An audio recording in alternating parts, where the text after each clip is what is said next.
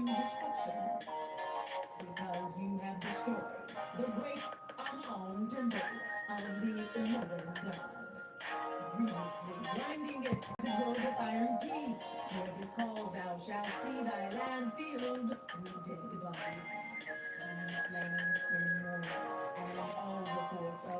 what's up, everybody? Welcome, welcome, welcome to the next episode of Botanica Hall. I'm your host, Sankofa Ashe. Welcome to my channel, Urban Alchemistic. Hashtag Dexter Brujas, H.P.I.C, High Priestess in Charge. Over there, okay? It is 6:14 p.m. Pacific Standard Time here on the Blessed Coast. Happy Monday. Happy full moon eclipse in Virgo. All right, and yeah, that's pretty much it. So we're gonna get into this Botanica Hall in a few minutes.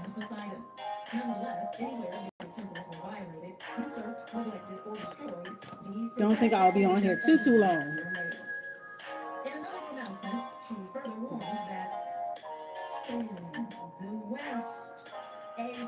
So I got a little bit of this, a little bit of that from the Botanica this evening. I went to one of my favorite spots. I haven't gone there in a while. I've been going to El Palacio a lot. But I actually went to Bright Braden, or AKA Mystic Products, which is located over there by Jefferson and Maple. So yeah, I went over there and got some pretty cool stuff that I haven't came across in a minute. Of course, I went there to get some Anuda de Bruja spiritual perfume. So I'll be sure to share all those things with you this evening. They even had New Year's Eve kit as well. So I'm going to show you guys. I have a New Year's Eve kit. I'm surprised they still have it out, but that's good because the Lunar New Year was just February 17th. So we're still in that Lunar New Year energy. So I was like, let me just get this New Year's Eve kit. It was actually cheaper, and I have a wholesale license. So it was actually on sale for $22 retail. When New Year's was coming on, it was probably like $40, right? But it's $20. But because I have my wholesale license, it's $16. So I only pay $16.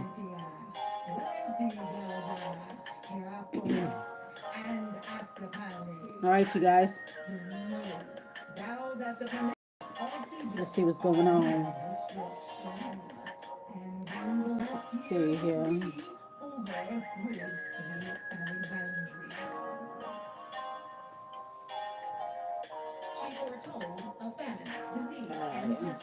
And it was usually during these cycles that she would speak of the coming of a savior from the east. Borrow tells us the savior was. All right, y'all. So I'm here, y'all. Claiming that subscriber only mode. Period. I got my mimosa right now. Mimosa Mondays, y'all. Cheers, honey. We'll get started in a bit.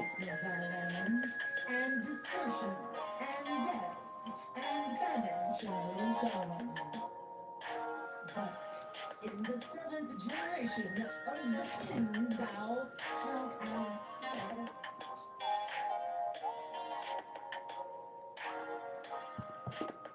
She continues.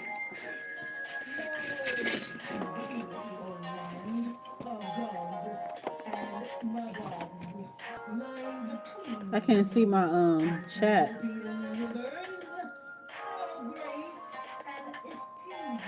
Oh, they have let me see. Automatic chat translation. Okay. That's cool. I like that. That's cool. All right, so let's go ahead and get into this because I don't want to be on here too long. So let's go ahead and get into this.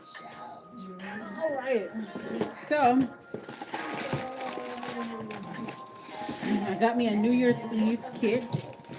This is what they sell like around November, December, January. So this is a New Year's Eve kit right here. This one only cost me $16. For those who don't have a wholesale license, it's going to cost you about $22. Or without it.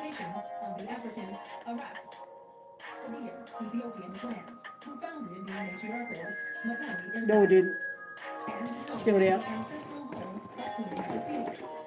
All right, let's see what they got up in there, y'all.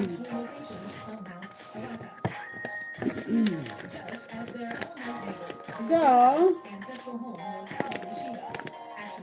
all right, this is a New Year's kit here. So it has spiritual waters, espiritual agua, jabón, that's the soap, veladora, that's the candle, amuleto de protección, that's a protection amulet, fermones, incense, powder, perfume, and even a paper, a parchment paper. So this is a fully loaded. It's a lot of good stuff in here for $16. So let's see what I got for $16. All right. So yeah, it's the spiritual water, the soap, the candle, the amulet, the pheromones, the incense, the sachet powder, the spiritual perfume, as well as parchment paper. All right, so let's go ahead and see. All right, out. All right, let's go. So this is the amulet right here. Okay. Now this is the amulet. This is the soap right here. Just like a lucky horseshoe soap. Y'all see it? It's a lucky horseshoe. All right. It's a pretty amulet. Let me see.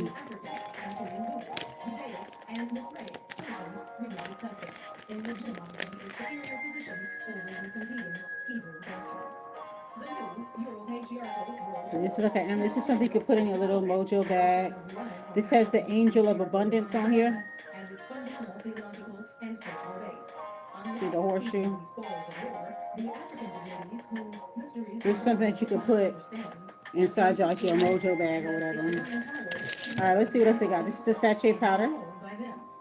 Okay, you can dust it on the body. You can add it to your baths, your oil lamps. You can add it to your candles. Okay, add it to your spiritual baths as well. So this is New Year's Eve, New Year's all-purpose. You can see all the purposes here. All right, this is the perfume. Okay, this is the perfume. All right, this is the Fermones, another Fermones. This is another perfume here. This is the roll-on perfume.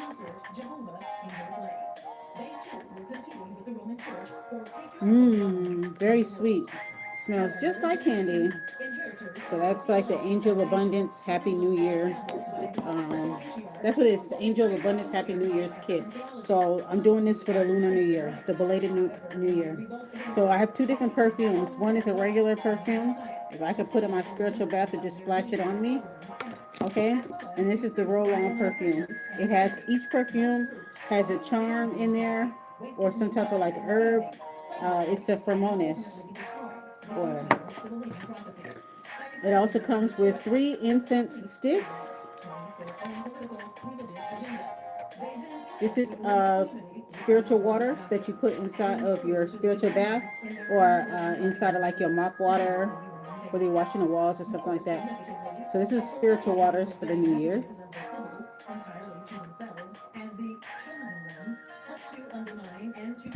And of course, last but not least, this is the candle here. There you go. See?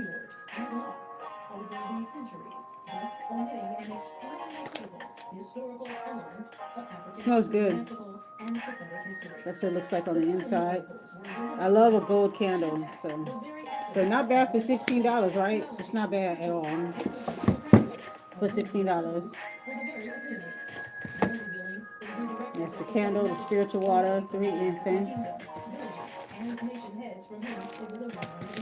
This is the parchment paper that's already in there along with the charm, the amulet, the soap, the perfume, and the sachet powder. All that for $16 for a wholesale license, $22 if you don't. So that's not bad. Okay. What else I got? I got some more Fermones perfume. This is the company that I went to right here. Briberadon. but I read them. Okay.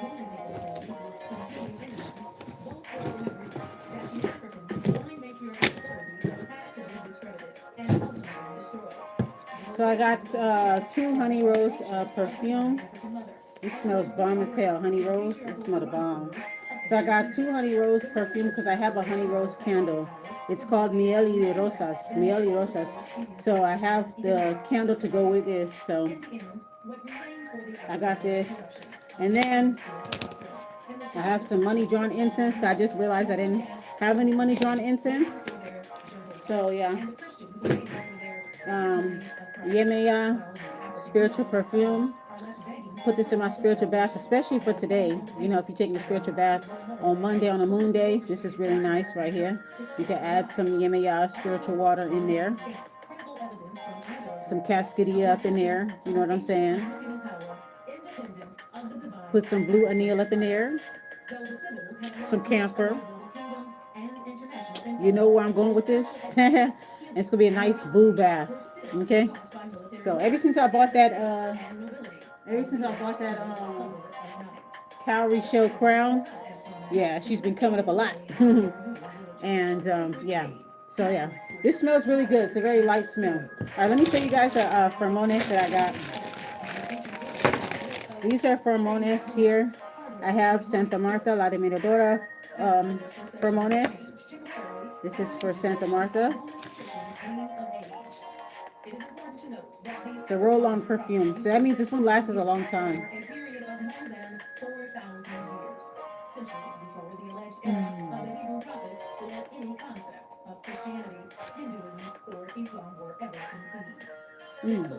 Smells good. It's very light smelling.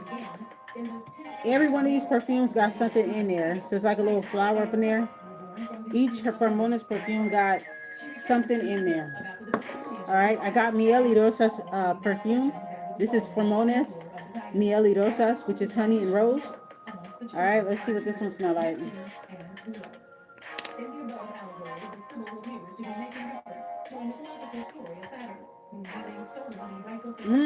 That shit bomb as hell.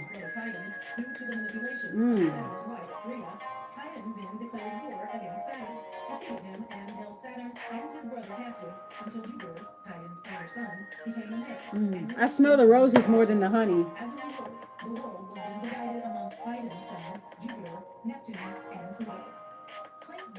It's just a touch of honey, just a touch. I smell more roses than anything else. That shit smell bomb. That shit smell bomb. So these are all pheromones. This one is for the New Year's, Prosperity New Year's pheromones. See how they got the little stuff up in there?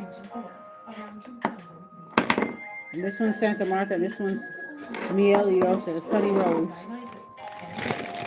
Then I bought some oils because they do have their own oils there. They make their own oils. They make their own candles there. The place that I went to is where all the Botanica people shop at. It's basically like, it's like Costco's. It's like Walmart, Sam's Club for local Botanicas that are around. So when I go there with my wholesale license, I get things cheaper, half off. And that's where all the Botanicas shop at. Okay. And then they take it to their store and then they charge whatever they want to charge. Okay, this is Rosa perfume. I want to get some rose perfume since I have honey and roses candle and stuff like that. I have a sweetening candle. So I wanted to have some oil that is, going to go along with it. Okay. So this is rose. They have two different ones. They have rose and rose geranium. I got this one because it's a much stronger smell. It's bomb. I was opening up the oils. I didn't realize you're not supposed to do that. My bad. Smells so good. Okay. So I got rose oil here. I also have jasmine oil. And I love me some jasmine, so I'm going to put some on too. And put some on too. I love the smell of rose and jasmine. Ooh, smells so good. Okay. And then lastly, I have aniseed. So I just want to get some more sweeter things. I did all of my psychic self-defense work. Everything is a clean, beautiful burn. Um, with my money manifestation work, that's been a clean burn, clean, fast burn. So I can focus on other things now. Okay, once my psychic self-defense work is out the way and I got a good handle on it and it's a nice clean burn and all that shit, I'm like, all right, I'm good. Now I can add in the good stuff, right? All right, so this is Annecy, all right, and I'm gonna put some on. It's a very strong licorice type of smell.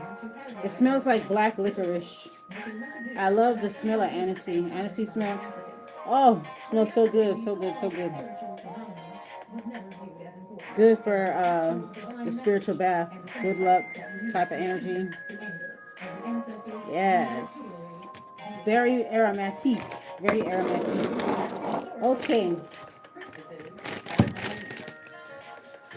All right. Let's go ahead and get into this box right here. Okay. So I got me a Oya candle. Been a while since I've burned one of these. I want to get all three of the water goddesses. Okay. So I have Oya. Okay. My daughter Oya. Let's see. Let me show you the Orisha candles I got. So that's Oya, right? Okay. So we have Oya. Then we have Ochun. This is an Ochun. They didn't have a regular. I was gonna get a Ochun regular candle like this, but they didn't have it. They ran out, so I had to get a Ochun, like the cocktail candle. So this is a Ochun cocktail candle. Isn't it beautiful? Okay, so this is Ochun. All right, so we got Ochun, Oya. I love all the water goddesses. All of them, all of them, all of them, all of them. Okay, and then we have Yemeya. We're gonna put Mama in the middle. We got Yemeya right here. Well, before we put it in the middle. So since I have that crown, cowrie shell crown that I bought from the thrift store. So yeah, Yemiya's been reaching out to me. Santa Morte reached out to me today too. I saw a girl at the DMV. I went to go pay my registration. I saw a lady that had a tattoo of Santa Morte on her calf.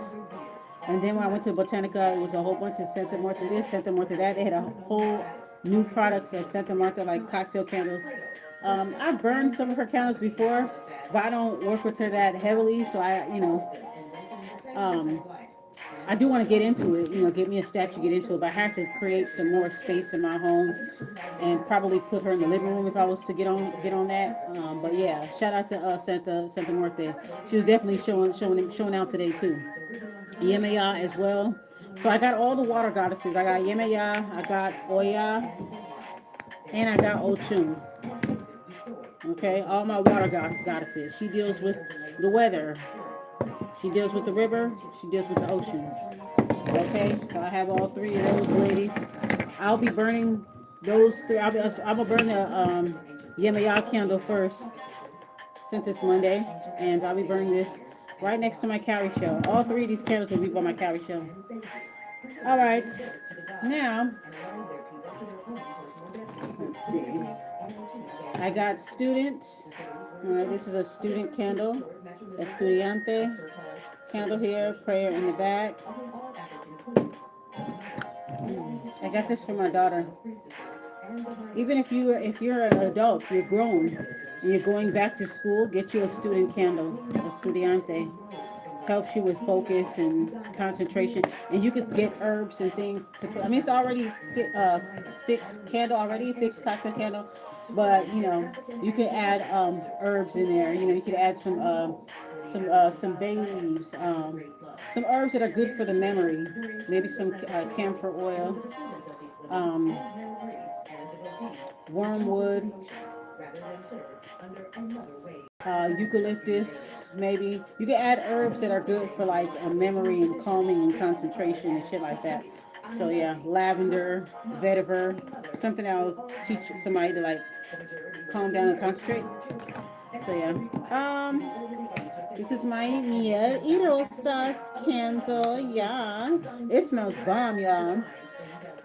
Mmm. Smells so good. So you see how I got the oil, right? I can put rose oil with this one, right? Or, and add some of this too, jasmine. But it smells the bomb. Mmm. So it's a two-tone candle. Brown for the to represent the honey, right? And then the pink for the roses. Really nice. Ooh. So I got that, and then I got a candle that I haven't used in a while. Let me show you. Azúcar. I got me an azúcar candle. This one's a different one than the one I usually get. This one was the only one that I seen. The first one I bought was the green and white one. This one's a sugar candle. So this is one of these kind of like sweetening candles, right? So I got a sweetening candle. Calm the strong character of the partner. But I'm not necessarily burning it for that. I'm just burning it just for sweetness, right?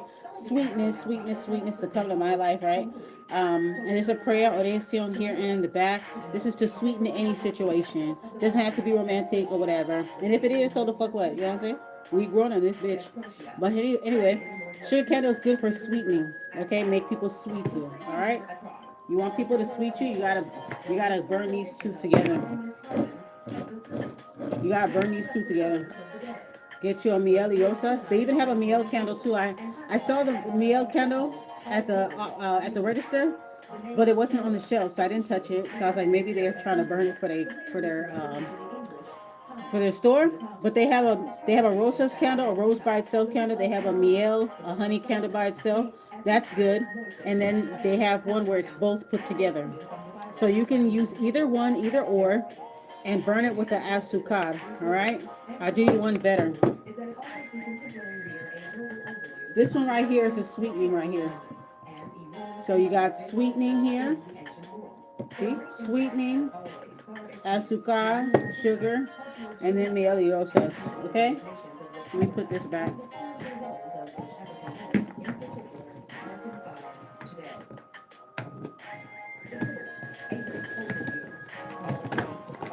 I also bought some blue anil because my bag that I currently have is running very low. So I decided to get this. I can't do my spiritual bath without these. So I put like at least 2 or 3 of them. These balls are a lot more bigger than the other bag I had. So I probably only need to use 1 or 2. But I always get a big bag of anil. Okay. What else I got? I got me a Chango Macho. This is a Spirit of Good Luck candle here. Chango Macho. Chango Macho. All right.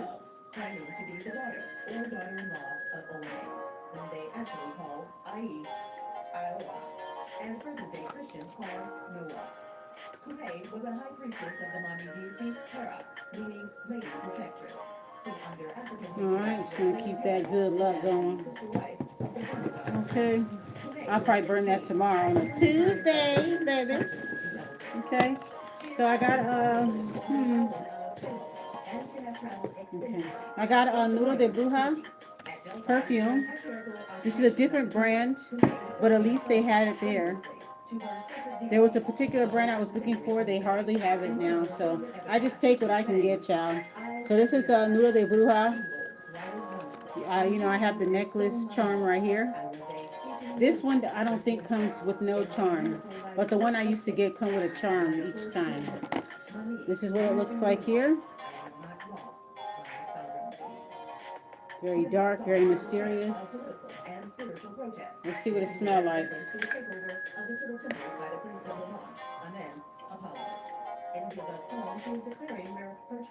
Very alcoholic. Yeah. It's alright. But I like this here. I like Nudo de Bruja perfume.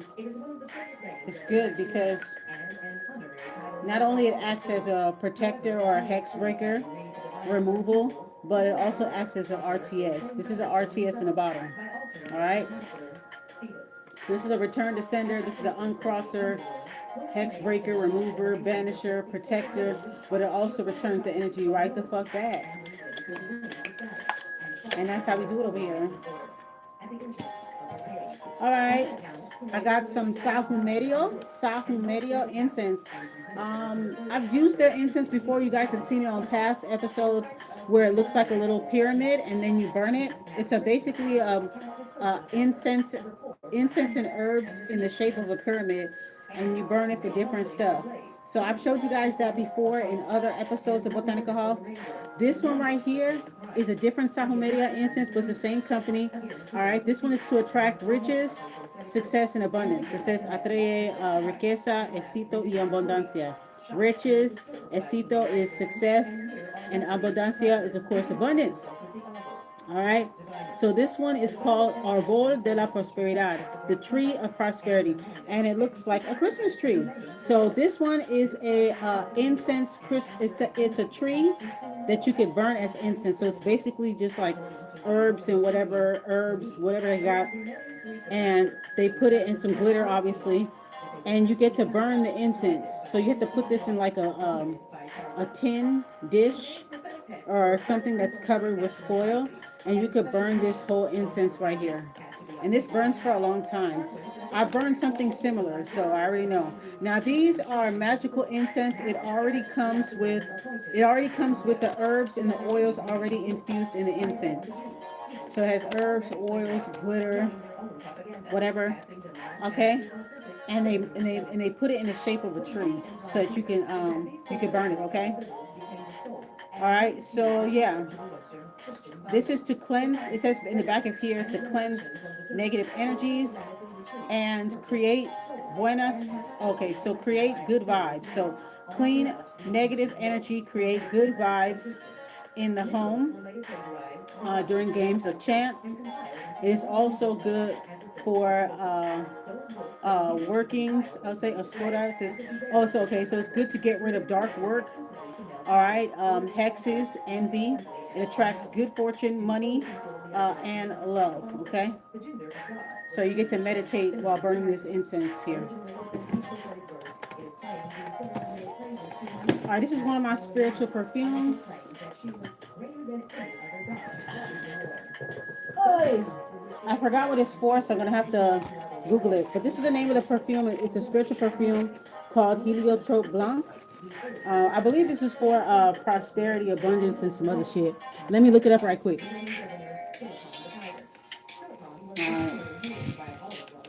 I forgot what this one was for. They had some different perfumes that I wanted to get, so let's see.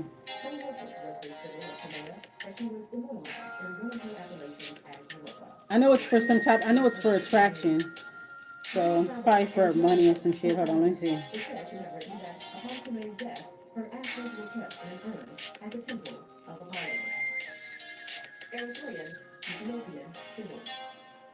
All right.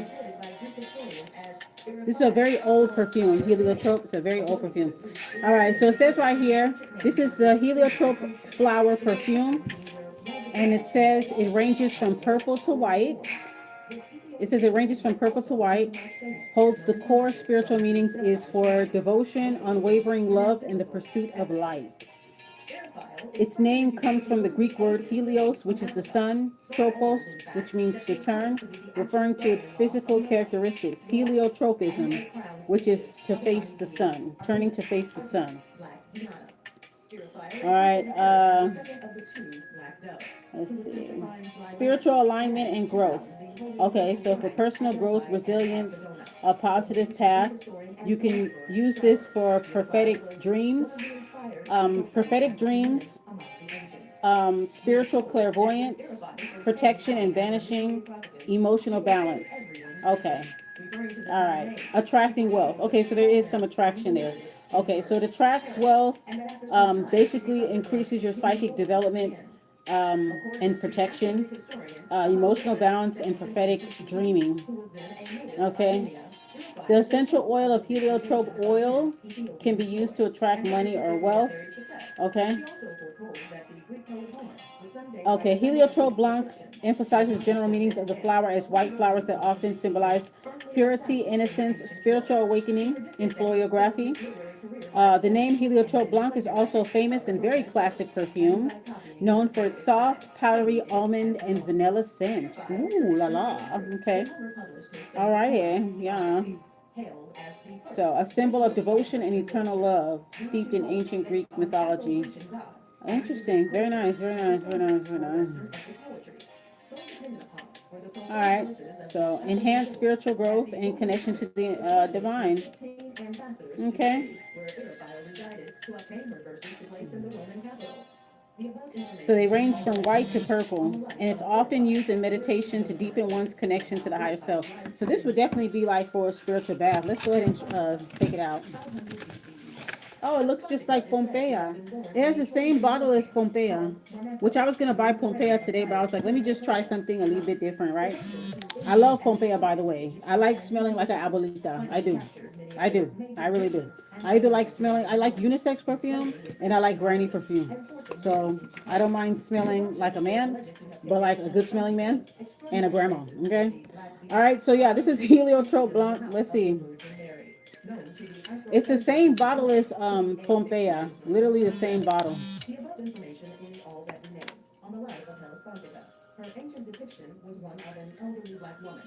There's no spout.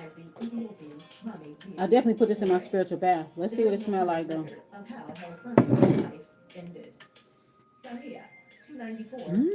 I can smell the almond, yeah. I can smell vanilla, I can smell almond.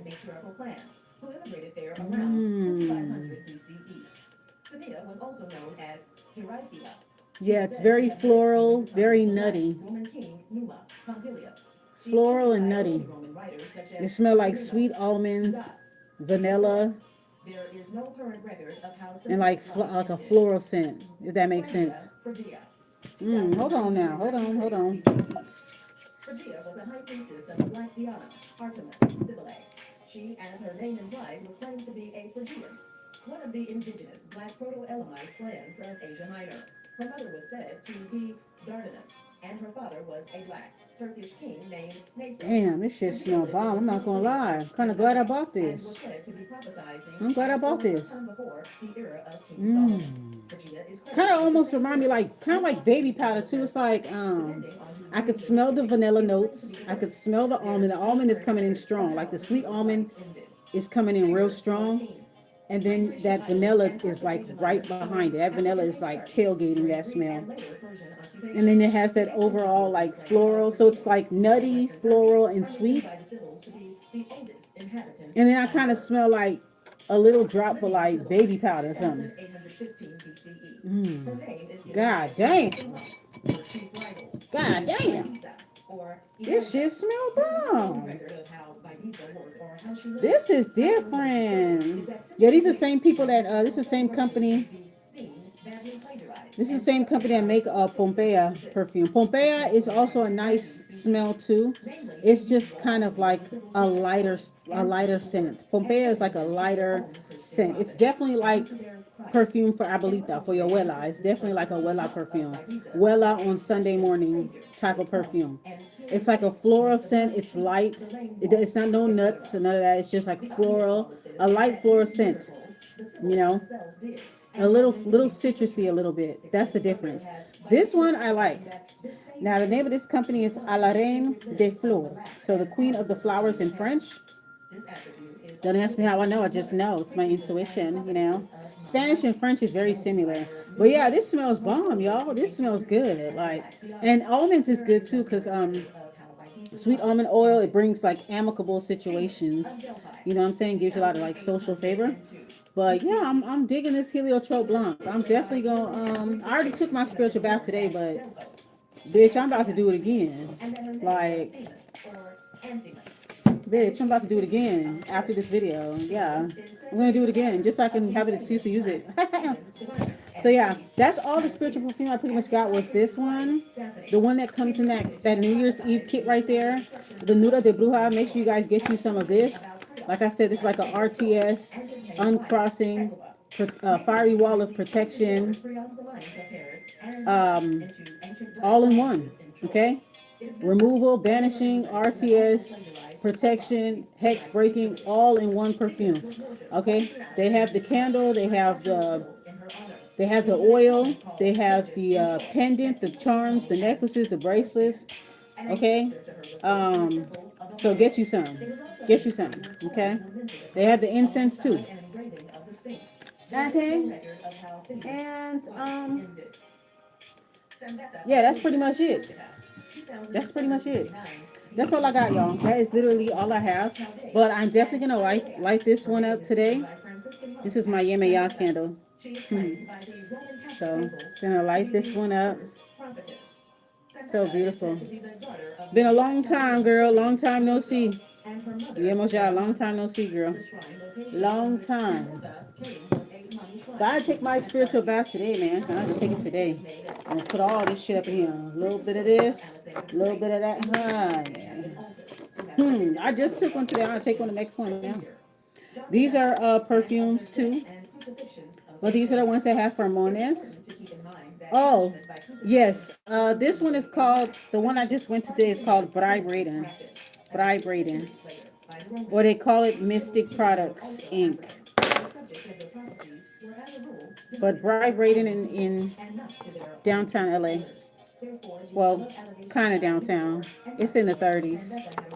It's in the 30s by Jefferson, like off of Jefferson and Maple, or Jefferson and Maine. All right. Yeah, Jefferson and Maine. I say Jefferson and Maine. That's where it's at. So that's where I went to. This one.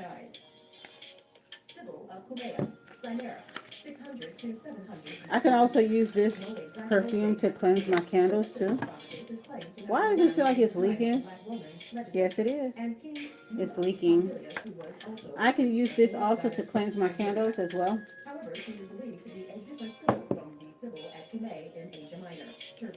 Got to be careful because you don't want the letters to go off. But all right, got that. All right, and let's see. What you want up in here, girl?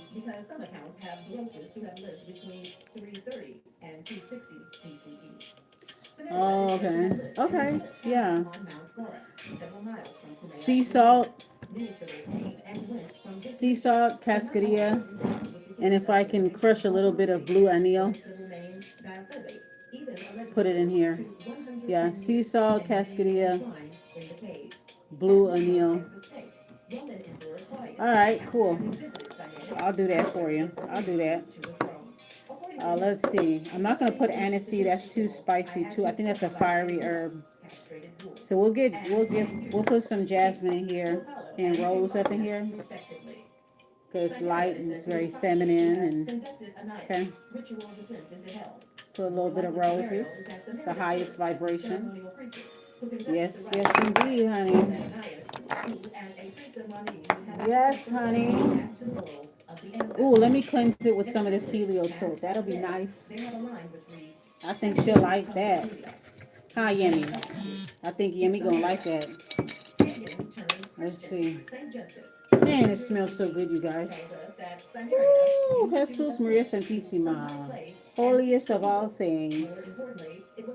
Oh, you like that, huh, girl? I like that too. Let's see. What do you say? Yeah. Vibrating. BRYBRADAN.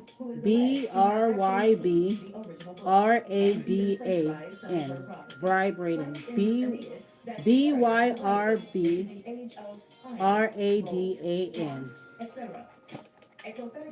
Located on Jefferson, 191 East Jefferson Boulevard. Good people there. Good people over there. I've been shopping for a long time. Let's see. Let me see if I can get the Cascadia here. That perfume sounds good. I know the Pompeia one. A lot of Haitian do use that one. Yeah, it smells so good. That's the Well perfume.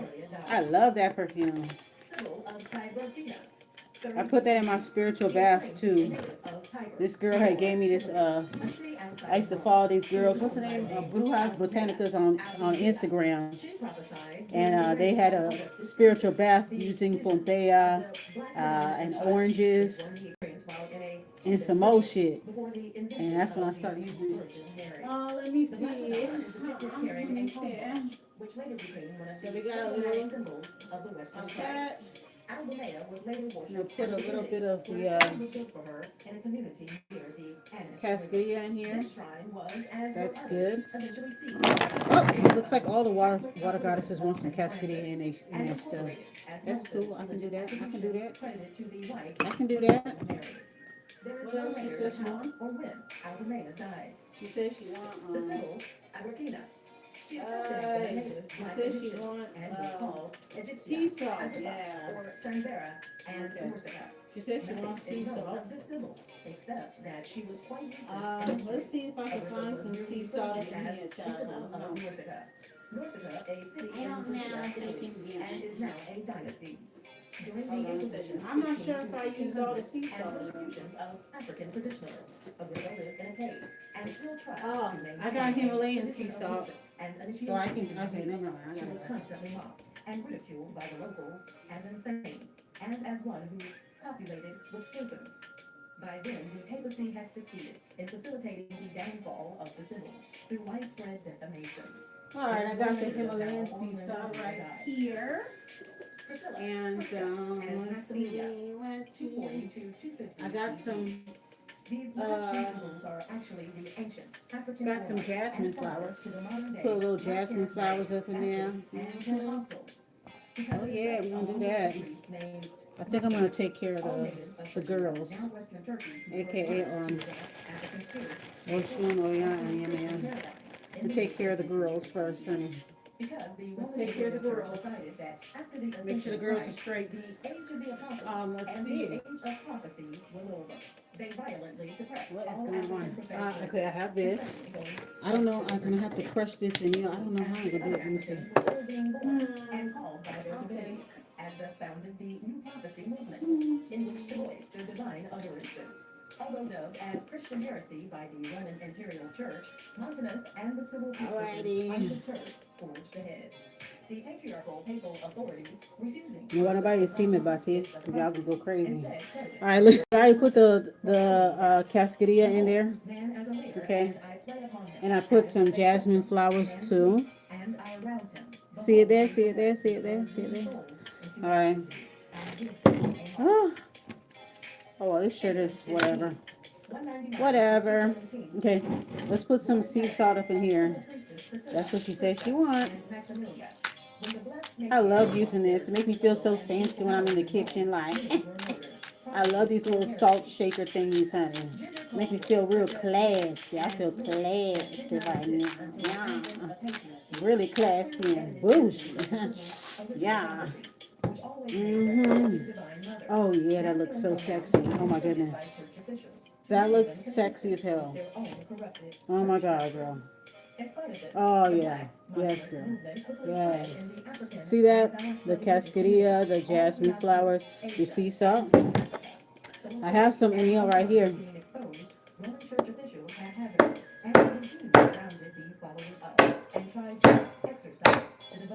I'm kind of violent.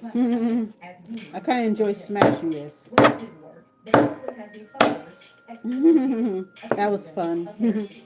Okay, so I have a little bit of these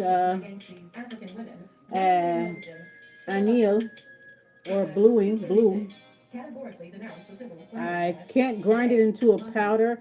I wish I had the blue, like the powder kind, like, you know, but I smashed it a little bit. So yeah, we're going to put that up in there. Oh, yes, we are. Mm-hmm.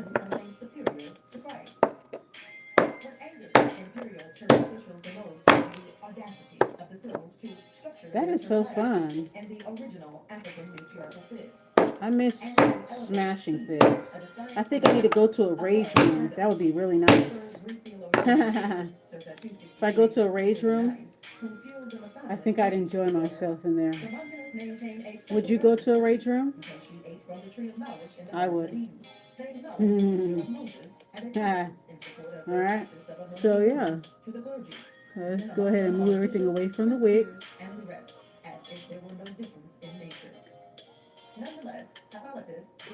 I like the idea of the cascadia, girl. That's a good idea. It's a good idea because of the A coming, you know, from that's the mom, a symbol of life. You know what I'm saying? Yeah, it makes sense, girl. It makes perfect sense. Thank you, girl. Perfect sense, honey. So altogether, what I put in here is Himalayan sea salts, jasmine flowers, cascadia, and blue, anil. And then I put some rose oil and jasmine oil. So this is done. Okay, let me show y'all what it looked like. All right. The second coming, preached by Montanus, was referring to the 10th or 11th incarnation of the solar sun savior, prophesied by the ancient Sybils. However, these critical theological distinctions became blurred and yeah, so it's done. Okay, it's just swimming up in there, child. I just make sure it just stay out of the way. When I burn it, just stay out of the way. Okay. Now for the Oya one, I think I may have something that I can use. I have some. I have. Okay. I have some scorpion oil. Now I'm gonna put it in here. Tertullian left the Imperial Roman Church and went back to his ancestral homeland of Carthage and joined them. A nation where religion quickly flourished. This deliberate act of cultural and religious militancy by Tertullian embarrassed the Roman Church and made it even harder for the imperial papal authorities to destroy the Montanist movement. Instead, the Church papal simply chose to ignore them. Over the centuries, we're going to use the scorpion oil. The Montanist churches began to respect this. We're going to use the scorpion oil here. Use this for the oil. Alright, so this is for change, transformation. Okay. Let's see. No, not Jasmine. She likes things spicier. We're gonna put aniseed up in here. Which was considered the trademark of the first civil priestess, this style was used as a measure of authenticity of any prophetic document. All right, that. You know, put some of the. It's a real scorpion in each bottle. You can take the scorpion out when it's done. I take the scorpion out when it's done. And I kind of like, one time I took the scorpion out the bottle when I was finished with it. And I put it in my spiritual bath. I couldn't find it. I boiled it all the way down till it disappeared. But yeah, it has a real scorpion in every bottle. As you guys can see. I don't know if y'all can see that. There we go. See it just sitting in there. So, is that. What else can I put in here? Oh.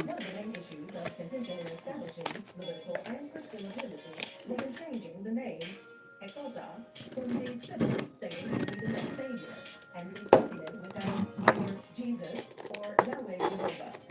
Ixosa appears to be an African Chaldean name. Let's see. What else you want up in here? Higgins asserts that the pagan civil prophecies. Oh, salt water too. Salt. Oh yeah, for the rain. Philosophers annoyed because they clearly foretell a great person to come, and unless they allowed it to be Jesus Christ, they could not make nothing of them. All right. Okay. I think that one is a simple one. Well, let me see if I can get some. Let me see what else I need. I feel like something's missing. Something's missing. Were the major temples of the Black Goddess and the temples of Ammon, stretching from Egypt, Israel, Turkey, Greece, and Rome, were addressed cyclically by her. The Sybils were African and were the main oracle of the serpent-worshipping tribes. Thus, their prophetic spirit. Okay, this makes sense. This makes sense. This makes sense. All right, I'm gonna just put some cinnamon up in here. manifestation of the highest evil. Figure 16. The Sibylline Oracles, translated from the Greek into English, blank verse, by Milton S. Terry, professor in Garrett Biblical College. New edition, revised, after the text of Woosh, New York, Eaton and Mays, Cincinnati, give her a little Hurst roses. and Jennings, 1899. Fragments of the Sibylline Oracles, reprinted by Milton Terry. Yes, I put aniseed oil, rose oil, scorpion oil, cascadia, and that's it. Yeah, cinnamon, canela. So that one's done.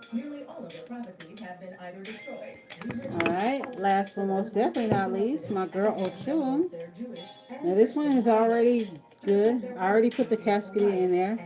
As you can see, it's right there. So it already has its little fixings on there. So I really don't have to do much other than cleanse it with this little de bruja spray. Roman, Jewish, Persian, or even simply being described as white virgin Christians. Rome reneges on promise to divine African mother. Meanwhile, as the Roman patricians remained busy, They put some cinnamon in there. And consolidating its power, the social, economic, and political climate began to change. The Roman Church had long ago removed itself from being simply. Oh well, yeah, I have honey in the kitchen, but yeah, if you have honey, put some honey in there.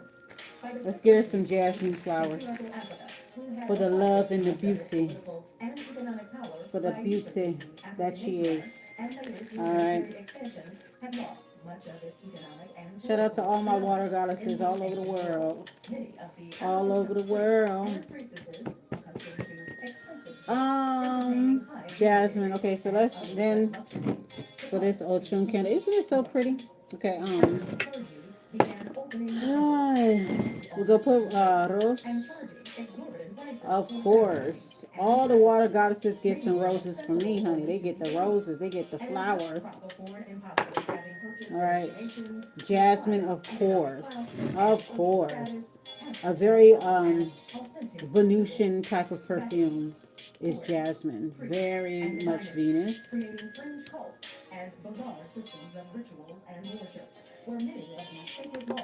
And where's my miel y rosas?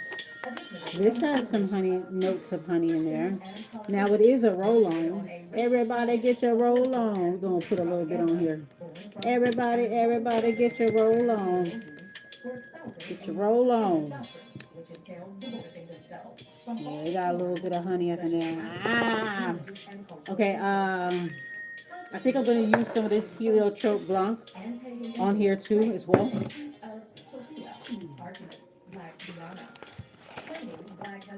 Just going to put a little bit more. Just a little bit more. But fearing a resurgence of the old matriarchal divine orders, he outlawed, on penalty of death, all forms of divination, ancestral sacrifices, and festive ceremonies. He knew the sacerdotal functions could only be performed through lineage. All right.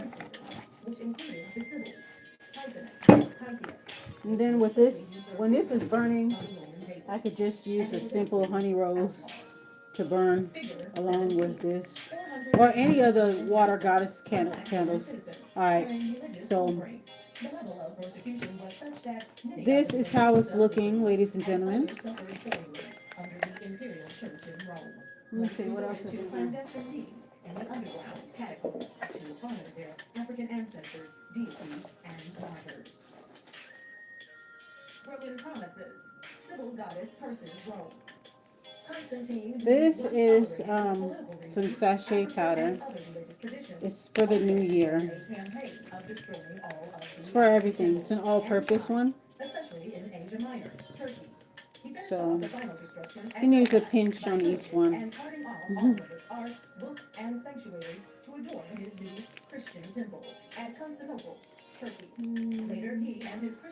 The transformation.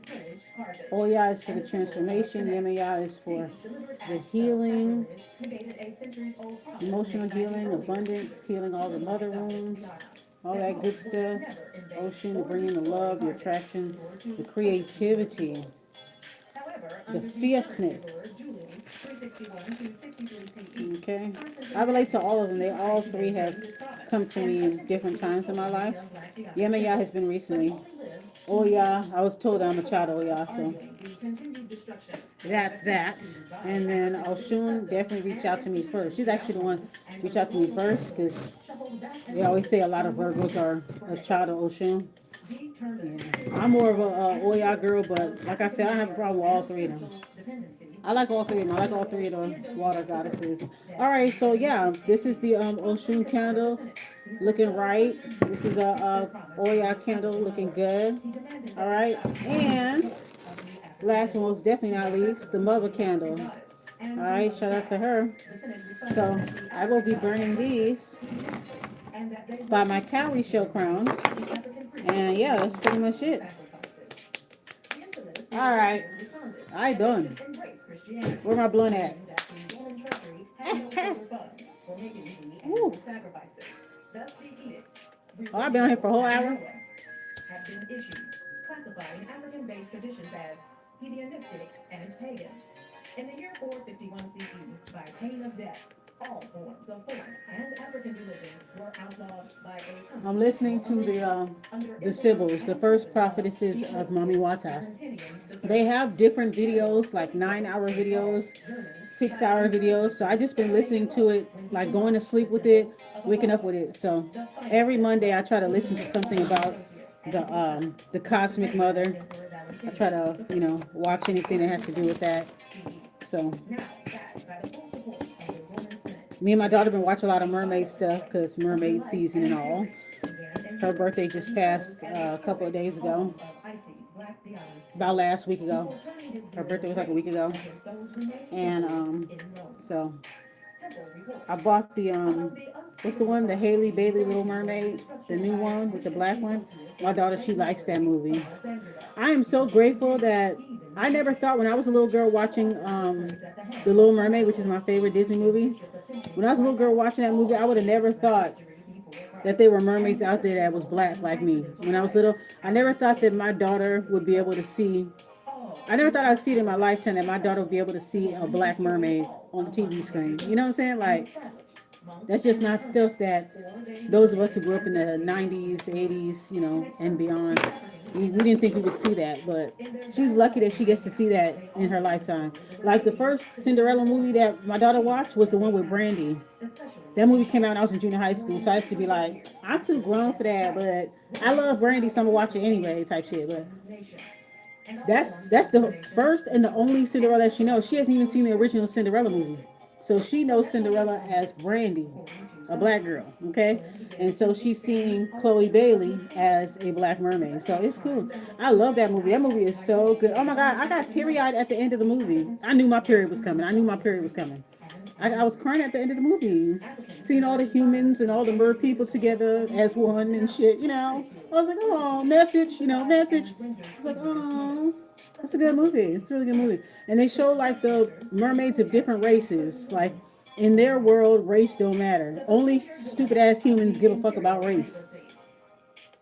Humans care about race, skin, your hair, your nose, everything, your features. But in their world, in the Marine Kingdom, they don't care what race you are. You're my brother, you're my sister, you're a part of my family, that type of shit. So yeah, so I bought her that. So that's been popping up a lot. So I was like, every Monday I'm just gonna be watching, listening to the Sybils, listening to the audiobook of the Sybils. I'm gonna do that every Monday. I fell asleep with it, so it could all sink in. I love falling asleep to these like audiobooks because it be sinking in. Like um today, I seen a lot of eights, a lot of sevens. That's her number. Her number is 7. Oshun is 5 and Oya's 9. I saw a lot of sevens today. I saw a lot of eights and fours. 444, 888, 777. Lots of sevens. Lots of them. Even the day that I bought the cowrie shell crown, I saw lots of sevens that day. Lots of them. So yeah. And then when I looked up what it was for, I was like, oh, okay. So I'm getting into that too as well, learning the history of cowrie shells. How they use it for divination. 'Cause I noticed they do use it for divination and shit. So, cool stuff. All right.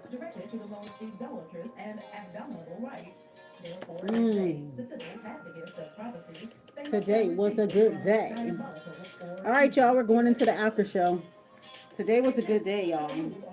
Today was a good day. I got what I needed to get done. I didn't even have to like wait that long for the DMV. I did not have to wait that long. They changed some things around last time I've been there. They got a kiosk at the DMV now. So when you go in, you pay your registration at the DMV office. You don't have to stand in line and get a number and sit down and wait just to do that shit. So now when you go to the DMV now, and I'm talking about if you're in California, I'm talking about the one in Bell Gardens. That's my favorite one. That's the only DMV I go to. All the other ones are ghetto. Don't like it. So I go to the one in DMV, or the one in Bell Gardens, and they got a new kiosk there. So when you go in there, you be like, yeah, I'm trying to renew my registration, da da da. They like, oh, go to the kiosk. They done switched it up now. Now you can't go in the front desk and ask for anything. The front desk is only for people getting their driving test.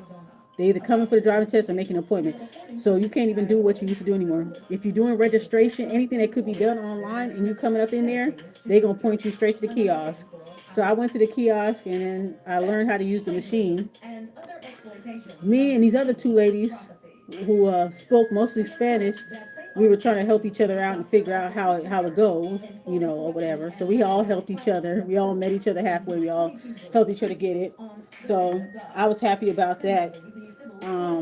So good. I got my registration sticker. I feel better. I feel like I ain't riding dirty. Oh shit! Today is a good day. Cause I was still riding around with my 2025, and I'm like, it's March now. January, February, they ain't gonna trip off of you. But if it's March, April, they like, hold on, bitch, where your sticker at?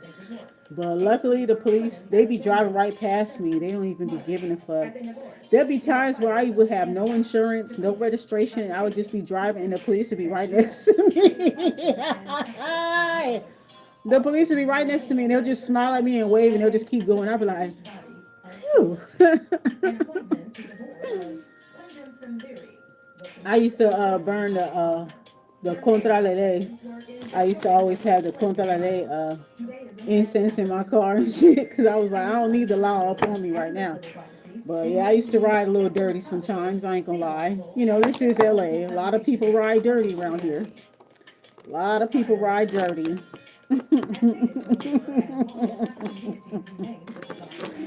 Their ass is like, bitch, lucky we ain't worried about your ass. Like, it's like they see it, they'll ride behind me for a little bit, and then they'll come next to me, and they'll just look at me, and they'll just start smiling, like, hey. And I'll be like, hey. And they be like, all right. And they just leave. like, bitch, I ain't even worried about you today. You good.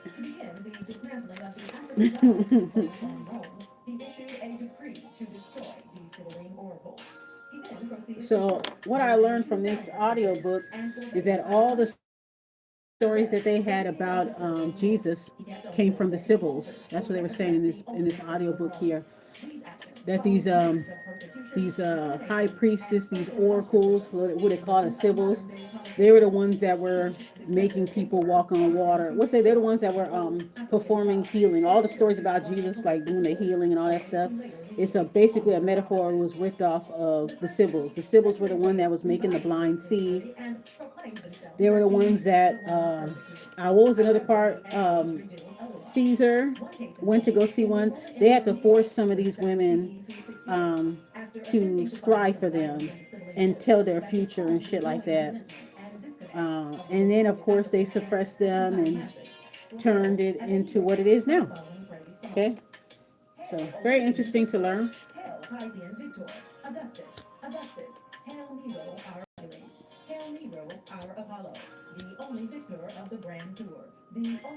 The Greeks and the Romans, yeah. It's the Greeks and the Romans. They stole it. All them little stories that we know about the Bible stories, all that stuff come from the Sybils. God being a woman, black woman at that. Okay. No wonder why we have it so hard in our community, in our family, in the world. If I wouldn't have it any other way, in my next lifetime, I hope I'm a black bitch in my next lifetime. Okay? I want to be a black bitch every goddamn lifetime. Well, I wouldn't want to come back to this motherfucker, but if I have to, I want to come back black. I don't care how hard it is. I don't give a fuck if niggas don't like me, bitch. I'm gonna come back as a black bitch every time. Make motherfuckers sick every time. It makes sense, because why do everybody come to us for everything? When they run off and they come back and they're all sad and broken, they always want to fucking come back after that. You know. The world do be thinking that we they fucking mama, so maybe it is true, I guess. You know, maybe it's true. Maybe the legends are true. Yeah, I want to get all the books. We got volume 1, volume 2. I listened to the Sybils volume 1 and volume 2. But one of the videos is like 9 hours long, so I'm gonna be listening to like, I'm gonna try to listen to it every Monday, or I just listen to it at night so it can sink in. It also is a symbol atop the Olympic temple at Delphi, and whose image was found in the ancient temple ruins at Thebes. In other words, when this faction of Hebrews broke away from the divine African mother, they deliberately disguised their ancestral connection to her and the Omanese, who actually have their ancient roots in Ethiopian India. According to him, it was actually Krishna, whom the symbols are said to come after Buddha, as the next incarnation of the sun god. These Jews further altered the oracles and placed into the mouths of their own prophets, proclaiming themselves as the persecuted and chosen people. Whom the divine African mother, now changed to Yahweh Jehovah, was referencing. Ah, so the African mother became Yahweh, became Jehovah. That's where it all begins. Many names, many roads. I have many names. She got many names. So even if people still, people can choose whatever path they want, but underneath all of that, they're really praying to the mother. So it's going to get there somewhere. The message is going to still get through somehow, right? An admission that the biblical books claim to have been written by Hebrew prophets may have actually been the prophecies of the Sybils. I'm going to let y'all hear a little bit. Being aware of the monumental task and near impossibility of removing all traces of the Sybils from written history, the Jews, in attempting to disguise the African, pagan, heathen origins of the Sybils, delineated them as being of Persian, Aryan descent and of the Zoroastrian order. However, when one considers the philosophy of Zoroaster, a fiercely nationalistic and virulent misogynistic Iranian prophet who hated women and predicted that most were doomed to go to hell, one can appreciate the utter absurdity and recklessness of such a historic cover-up. The Roman Church, in their ignorance and ambition, acquired and doctored the Jews' corrupted verses until one could hardly distinguish one forgery from the other. Not wanting to acknowledge the prophecies as being forged to establish the foundation of Christianity, I'll let y'all listen to it for a few minutes. This is the Bible entirely. Then, in an attempt at covering all of their bases, they historically documented the most famous of these Sybils as being white, virgin, saved, pure, and Christ-inspired. Their official justification being this agitation of the devils and the replies of the idols lasted until the coming of Christ our Lord, who brought the olive branch as a sign that the tempest of idolatry has passed away. They didn't want no Negroes. Nonetheless, though the Jews and Christians were rivals, it was in both of their interests to suppress the prophetic power, influence, and worship of the divine African mother. As a final act of apostasy, in their corrupted books, they both placed in the mouth of the Sybils proclamations speaking against idolatry, serpent worship, initiations, polytheism, divination, sacrifice, astrology, and astronomy. In other words, the Sybils were now preaching against the very source of their own divine authority. Moreover, they were contradicting all of the tenets and ritualistic functions of African and Chaldean religions, for which neither the Jews nor the Roman Church possessed any ecclesiastical authority, esoteric power, nor favor with the African deities. The Church Fathers did not stop there. In their revisionist fervor to justify the abrupt absence of no future Sybil prophecies since the death of Christ, these Church Fathers simply placed in the mouth of the Erythraean Sybil the following proclamation: Why, O Lord, dost thou compel me still to foretell the future, and not rather remove me from this earth, to await the blessed day of thy coming? In other words, it was now time to suppress any further prophetic renderings, for he, Christ, has already come and gone, and it had already been written that he would rise again. It was also time for the church fathers to create a separate and entirely different mythos for their version of this Christ, albeit lifted whole cloth from the Egyptian mythos of Christ. Evangelistic fever in search of the African heathens. Wow. 1 century later, with the Roman Church's power assured, the Apostle Paul, armed with their corrupted theology, wasted no time in using the church's propaganda against the multiracial inhabitants of Asia Minor, Turkey, and Greece, Corinth, Thessaly, Samos, and Lydia. However, many of their earlier evangelists had already been duly slaughtered wholesale by the people, who knew the true history of their own gods. They also knew the Roman Church's prophetic books to be corrupted forgeries of the original symbols, whose priestesshood, though suppressed, was still strong in the remote villages. The Africans and others rejected wholesale the naive notion they were virgin birth, an only begotten son, and an actual resurrection of the flesh, recognizing these as allegorical references to their traditional sacrificial ceremonies of the sacred kings. A deliberate, well-organized campaign began to discredit, to persecute, and to suppress any future utterances and divine powers or reactionary efforts on the part of the Sybils and African priests who would not submit to the new church's doctrines. The church, in their convoluted attempt to have it both ways, monopolized the writings and history of the Sybils as white, but cursed them in public as witches and demons. Enslaved, persecuted priestess in Rome. Figure 18. Enslaved and persecuted Afro-Roman priestess. The fall of the Black matriarchal sacerdotal power. Around the world is a history that has never been told. Frightened Afro-Roman woman being sold into slavery against her will. And the utmost humiliation, her price, and life history hangs around her neck. Western historical revisionists and Hollywood have done a superb job in convincing the world that Black Africa's predominance never existed outside of continental Africa. They have alleged that most Africans allowed in camera have always been slaves or servants to a white Roman aristocracy. However, just as ancient Greek history tells us that a Black matriarchal presence first existed before the Dorian Greek arrival, the same holds true for Rome. Africans, Black Buddhists, Umbrians, and Black Etruscans erected civilizations in what is now Italy, thousands of years before the ancient Romans arrived. What is now called the seat of the Vatican in Italy was originally the sacerdotal seat of the ancient Black Sybils. It was their thrones and sacerdotal power and prophecies that were stolen from them, and their religions labeled as pagan heathen under a racialist Roman church. It was this African traditional religious group, and not the so-called Christians who were the actual ones persecuted and finally enslaved, as the above African woman who was probably a priestess. African sacerdotal authority and totemic traditions undermined and demonized under Euro-Christendom. Figure 19. Witch, consorting Black familiar. Europe, 1621. British Museum.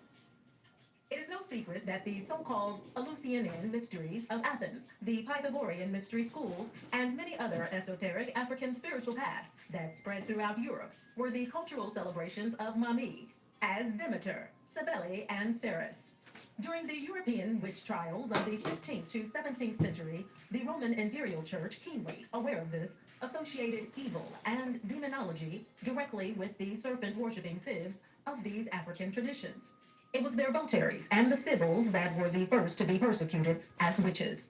Though the early church fathers unashamedly consulted the pious Sybils for prophetic insight and military and strategic direction when it was convenient for them, once they were done, they wasted no time in blaming them and their totems as the center of spiritual corruption, social and moral decay, sexual promiscuity, and evil in Europe. In the scene above, the black grotesque creature is representing probably a Sybil priestess, with the ears of a bat, and the legs of a goat, and the tail of a donkey or dog, and the feet of a horse. The majority of the animals are the ancestral totemic manifestations of the clans that these Sybs descend. Disparaging terms such as black magic, black arts, necromancy, from negromancy. Yeah, Were everything is all black. Gotta euphemisms be for any evil. spiritual practices associated with Africa in general, I don't and the like that Sybils shit. and their votaries in particular. I don't like that shit at all. For example, the Korean Sybil, Hierophile, once worshipped and hailed by the Romans as a divine goddess, is now rewarded with a place in the Old Testament as the That Lady, or the Witch of Endor, Samuel 1:28. The Divine Mother, now masculinized as Father, was angered by his chasing the Sybils, Pythonus, out of the city. The spirits refused to answer him by his own oracles, nor by dreams, nor by the Urim, Hebrew divination of throwing the knuckle bones of a ram as dice, nor by their Hebrew prophets. The church papals were not finished, because they now attributed all divine, prophetic, and healing powers only to Christ. Hierophile, being emblematical of the entire African religious tradition, was now demonized. In exposing the hypocrisy and sentiment of the church, he sums it up in the following terms. The first and most illustrious of witches' ancestor, mother, model, prototype, and flawless exemplar of all medieval witches, that venerable Pythonus, the witch of Basically, anybody Endor, that speaks up. was a necromancer. Her special mastership lay in enforcing Anybody the that appearance speaks of up the dead. We is see a in the witch. fact that she had no difficulty Witch is in not a making bad the prophet word. Samuel It means come wise out of his woman. tomb. Power or no, But he they could make not it escape the derogatory. dark It ain't power derogatory of to that me. diabolical woman. I like being called one. Day of Doom. Final prophecy for Rome. In the end, none of Rome's heroic efforts could stave off the inevitable fate of its impending destruction. In a Okay. desperate attempt to prevent the inevitable, the papal imperials searched desperately for the unfulfilled prophecies of the Sybils concerning Rome's final fate, scrambling aimlessly through the Sibylline oracles, which had by now undergone a total masculinization and Christianization of God. They tripped and stumbled upon a few verses revealing that the die had already been cast. The divine African mother, who now delighted in prophesying their destruction, in her final words, had only this to say. Thrice, 300 years having run their course of fulfillment, Rome by the strife of her people shall perish. Rome is doomed to perish, and that indeed by the judgment of God, because it held her name in hatred and being the enemy of righteousness. It destroyed the people who kept the truth. There shall come to thee sometime from above She's so animated. heavenly stroke deserved, O Hatimon, and thou shalt be the first to bend thy neck and be raised to the ground. Then thee shall fire destruction utterly consume. Oh, bitch, you ready for Broadway? Cast down She need to be in Broadway. upon thy pavements, and thy wealth shall perish, and wolves and foxes. Well, she wasn't lying, because ain't no in Roman thy Empire now. foundations. And then shalt thou be holy. I ain't one of the gossip. You heard it from me. Roman Empire, you in danger, girl. As if not born. The final fall and dispersion. Like In how the she years switched it following up. specifically She between switched it 150 up. and 475 CE, Rome's population had increased. She had fun with this Burdened by girl. heavy bureaucracy and their patricians becoming lazy, their bellies filled with the spoils of their colonial wealth. Its citizens were further weakened by their numerous civil wars and devastating plagues. Rome was primed for the barbarian Germanic invasions, Huns, Gauls from the north, to which they eventually succumbed. The official cause of the young empire's collapse was just simply an overburdened bureaucracy, moral decay, and political corruption.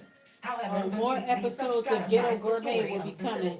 the African gods, I gotta pick and the up my destiny of a forgotten selfie people. camera. It's supposed to be like a little What stand. became Got some of the lights Sybils? on it and stuff. In a final effort Yeah, to blot yeah, out yeah. all traces of the I'll pick it ancient up African tomorrow. matriarchs and I'll be able later to the stand my patriarch's camera undeniable presence on my and phone. influence in the A little ancient world, selfie stick. one of the most egregious Selfie historical stand. lies Some shit like and that. continued unchallenged So, by present-day Western historians is their unproved more claim ghetto that all of the gourmet descendants coming of the soon. ancient Black, There. Egyptians, Phrygians, Pelagians, I gotta Phoenicians, figure out what I'm gonna Canaanites, cook for. and Syrians, including their culture, religion, and their languages, are now completely extinct. Oh, I Western bet. historians erroneously assert that these major African clans left no remote traces of themselves, neither in I heard that they Africa put nor all anywhere else in the the world. books. That was one of the These stuff holy that paper I fathers heard further while listening designated the to this. above. While I was one of the things I heard when I was half asleep because I was listening to the 9 hour video of the Sybils, and they were saying that was it them? Yeah, I think it was it them or was it another video I was watching?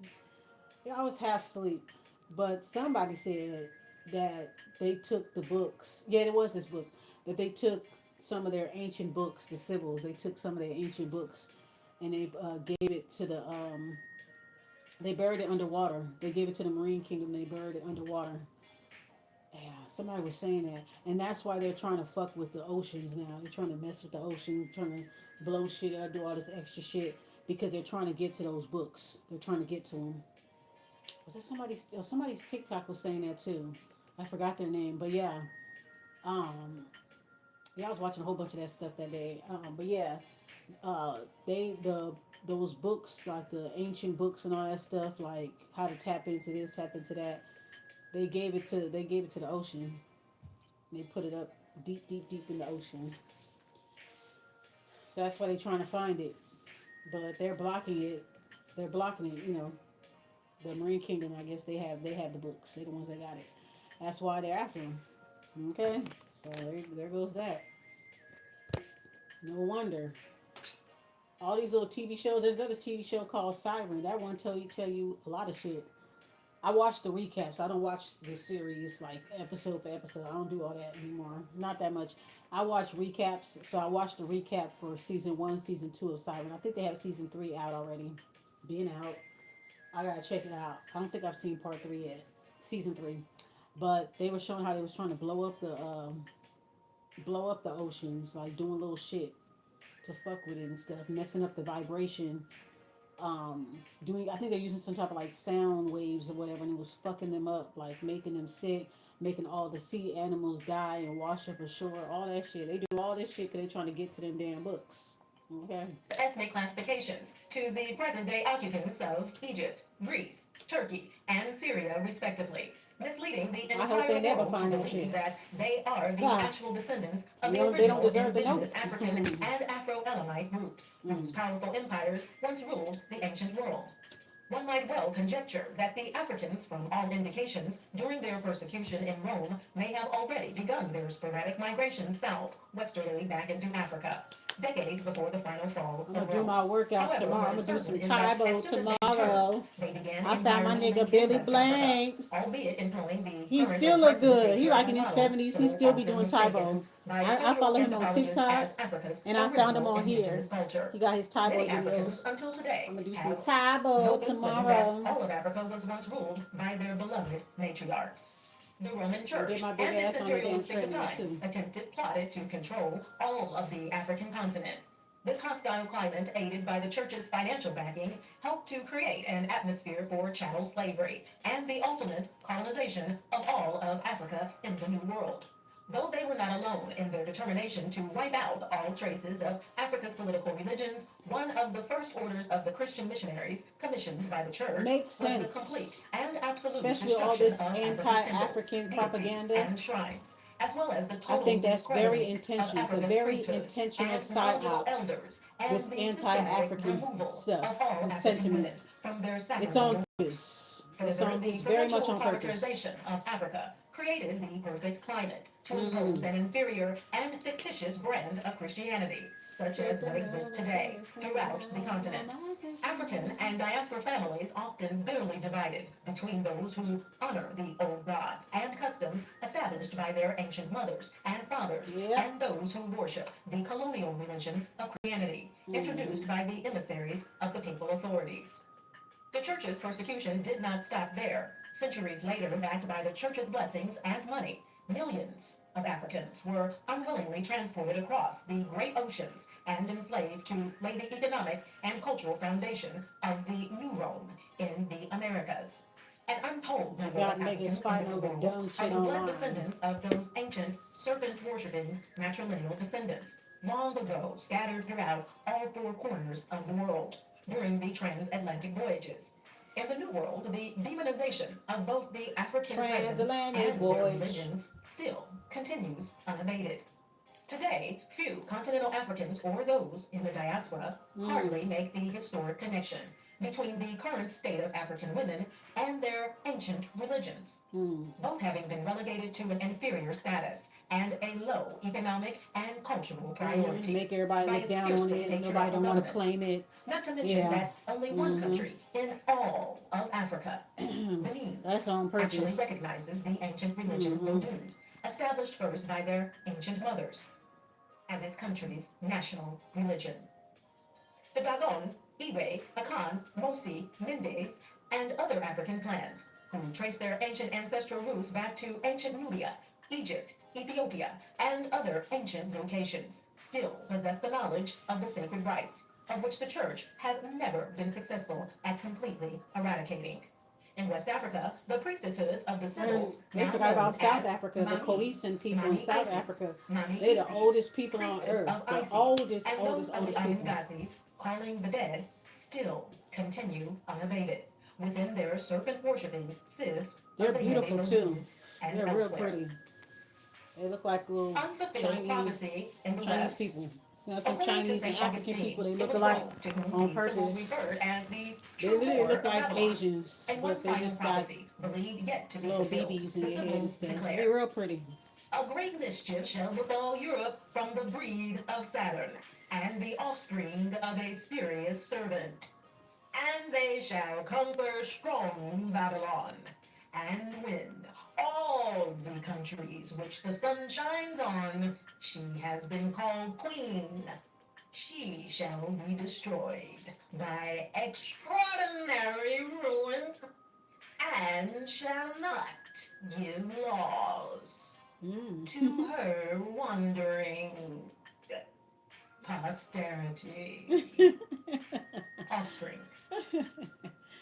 She's so animated. Considering today's political climate, one could speculate much from this and not render too far off target.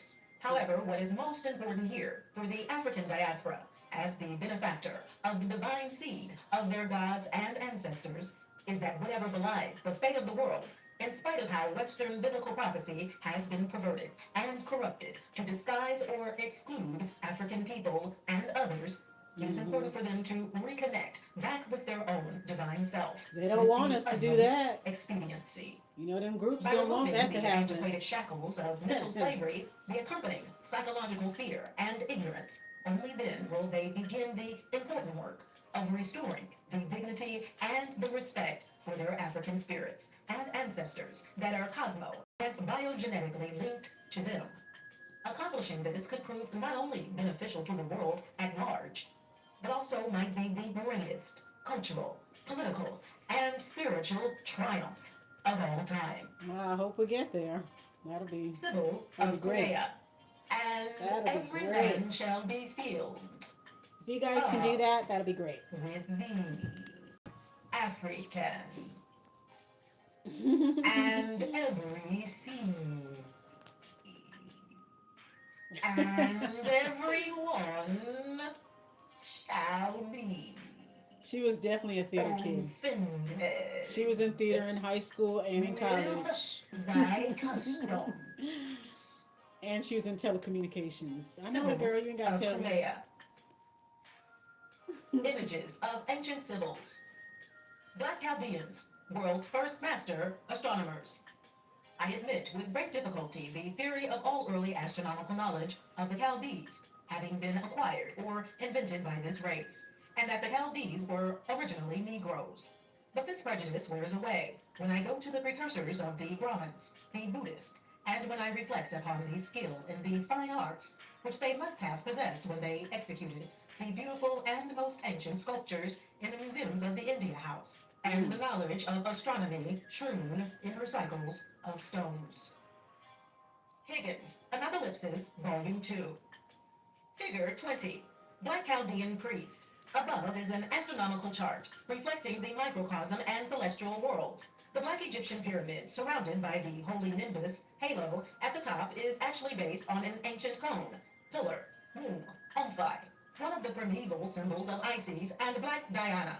One of the above names, Epiphania, describes one of the oldest settlements of the Black matriarchal Chaldean and Canaanite clans in ancient Syria. Originally named Iron Neandos by them, they had occupied it since prehistoric times, including during the Haiti Empire, which they founded. In the 9th century, they were invaded by the Assyrians, and many fled to Asia Minor, now Turkey, and founded a settlement bearing the same name, located near the ancient Ethiopian Mitanni Empire. The name, Epiphania, was later given to the province by Seleucid, one of Alexander the Great's chief generals, who defeated the Assyrians and became king of the region after Alexander's death in 2023 BCE. Epiphania also appears to be a corruption of epiphany, an ancient word later borrowed by the Christians, but originally meant to describe the ceremonial night vigils held by the masses to witness the literal spirit manifestation of the black goddesses and gods, especially Isis, Osiris, Ceres, and Black Diana.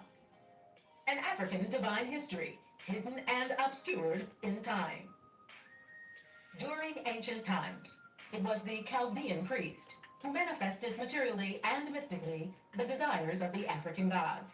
They came originally out of ancient Egypt, Nubia, Ethiopia, Syria, Persia, and made their way into Ionia, Asia Minor, and India. Initiated into the mysteries of Mani and the Dionysus, Bacchus, Osiris orders. These African men were master astronomers, astrologers, prophets, alchemists, magi, and masons, architectural engineers. Just as the Sybils, these priests were the early inventors and masters of nearly all forms of divination, including augury, messenger by birds, and ventriloquism, tarot cards, bones, dice, etc. These master priests prepared the solar calendars and were the interpreters of dreams and visions in the royal court of kings. The Ethiopian prophet Abraham, Abram, who was neither Arab or Jew, was head of the Chaldean order of diviners, just as his father, who made his living constructing votive images of Kore, Black Diana, once was. The Chaldean priest, meaning Moon Mother, honored the divine African mother and worked together with the Sybils in establishing the ancestral shrines, Omphai, throughout the ancient world. Most of the original architectural designs of Mycenae, Ionia, and Aegean islands attributed to the Greeks was actually built by these priests and the Chaldai, Black Amazons. Once these temples were destroyed, the Greeks, and later the Romans, simply rebuilt them, copying these same architectural designs, but anglicizing the sacred images of the gods and goddesses. As master mathematicians, the Chaldeans were the primary forecasters and validators of astronomical events and divine cycles relating to prophecy as foretold by the Sybils. In ancient Egypt, their most oldest predecessors were known as the Ketui, Iwe, Ketas, or stone builders, who were later called the Morions by the European bards because they were jet black, like the smoked quartz which bears the same name. However, the name is also a term used for calculating and predicting the motions of spaceships and other heavenly bodies, because the European bards, minstrel poets, who would often buffoon them in blackface, also knew them and the Amazons to be the actual builders of the ancient Buddhist megastructures known as Stonehenge. It was believed to have been an observatory location for monitoring certain celestial events. During those times, as the above Roman chart indicates, it was common knowledge that the ancient Chaldean priests were originally African, as initiates of the goddesses of fate and destiny equal to their contemporary Nabadu, in the Mami Vodun Alpha system of divination. It was through their permission, upon entering into their mysteries, that the ancient Chaldean diviners received their divinary and magical powers. Ancient Akkadians, Akans of Babylon.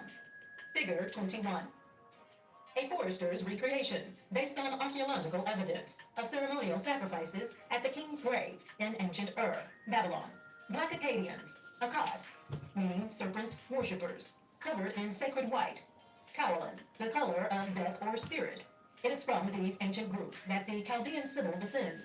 It is also from these groups where the main manufacturing of the sacred, heavily ornamented veil draped across the holy images of Isis and the Black Diana of Ephesus were constructed. British Museum, 1928. Sybil, Queen Mothers in Ancient History. Figure 21. Sybil, Queen Mother, triple crowned as Black Diana. She was worshipped as triple-headed Janus in Rome. The double-coiled scarf representing the two serpents of Mami. Figure 23. Sybil prophetess on Moor's coat of arms. No military leader would conduct tactical operations without first consulting a Sybil and making the necessary propitiations to Mami and the ancestors. Long before even the militaries and all them people had to go see them. Images of Mami or a Sybil was worn They turn around and tell everybody it's evil. or hung outside of businesses for protection and good People luck. tell you that you're evil, then they want your help. Figure 24. Sybil Queen on Moor coat of arms, wearing six-pointed crown of Mami to neck. All African queens were Sybil's, but not all Sybils were queens or prophetesses. The Vatican's hidden history unveiled. Oh yeah, they got all Chaldean that shit Sybil on on Sistine Chapel. Sure Figure do. 25. Enlargement of Black Chaldean Persian Sybil prophetess, Sambeth, holding her book of prophecy. Sistine Chapel, Rome. Figure 26. Below Michelangelo's Fantasy of Black, Chaldean Persian Sybil prophetess, Sambeth, assigned a meager place in corner, while the white female image is assumed to be her. The systematic misrepresentation of black goddesses and heroes as white was a gradual and subtle process until Europe's supremacy was assured. Then all black images were reproduced as white or reclassified as slaves, or their images and history destroyed entirely. Painted on Sistine Chapel, Rome. Libyan Sybil on Sistine Chapel. Figure 27. Enlargement of Black Libyan Sybil, prophetess Ibiza, which perhaps another Sybil is draped in a white African wrap. Sistine Chapel, Rome. Figure 28. Below, Michelangelo's Fantasy of Black Libyan Sybil prophetess, Ibiza, assigned a meager place in corner, while the white female image holding Ibiza's book of prophecies is assumed to be her. Delphi Sybil on Sistine Chapel. Figure 29. Enlargement of Delphic Sybil, prophetess. Venus from below, Sistine Chapel, Rome. Figure 30. Michelangelo's fantasy and outright misrepresentation of the Delphic Sybil prophetess, Venus, as a white woman. Conversely, he has assigned a meager place in the back to the authentic black dove. Romanticized Michelangelo, you a Sybil swagger jacking ass Figure 31. now. Yeah. Roman model posing as Ethiopian Swagger jack. Phrygian Sybil on the tomb of Pope Hadrian IV, Rome 1524 and 1529. Me just Above, fixing my Roman bed model sheets. posing as black Ethiopian Phrygian Sybil on the tomb of Pope Hadrian IV, 117 to 138 CE, claimed to be the last of the non-Italian popes before John Paul II. It was Hadrian, a black Phrygian from Thrace, now northeast Greece, who set the literary, cultural, and religious style of Rome during that time period. It was considered fashionable for popes, emperors, patricians, and dignitaries to claim an African divine maternal lineage from the serpent spirit, and the Phrygian Sybil, Phrygia, exemplified this. It was even believed that Hadrian, Augustus, and all 12 Caesars adopted their names and calculated their reigns based upon the Sybil's prophecies. They believed the Neros would be the period in which the Messiah would come.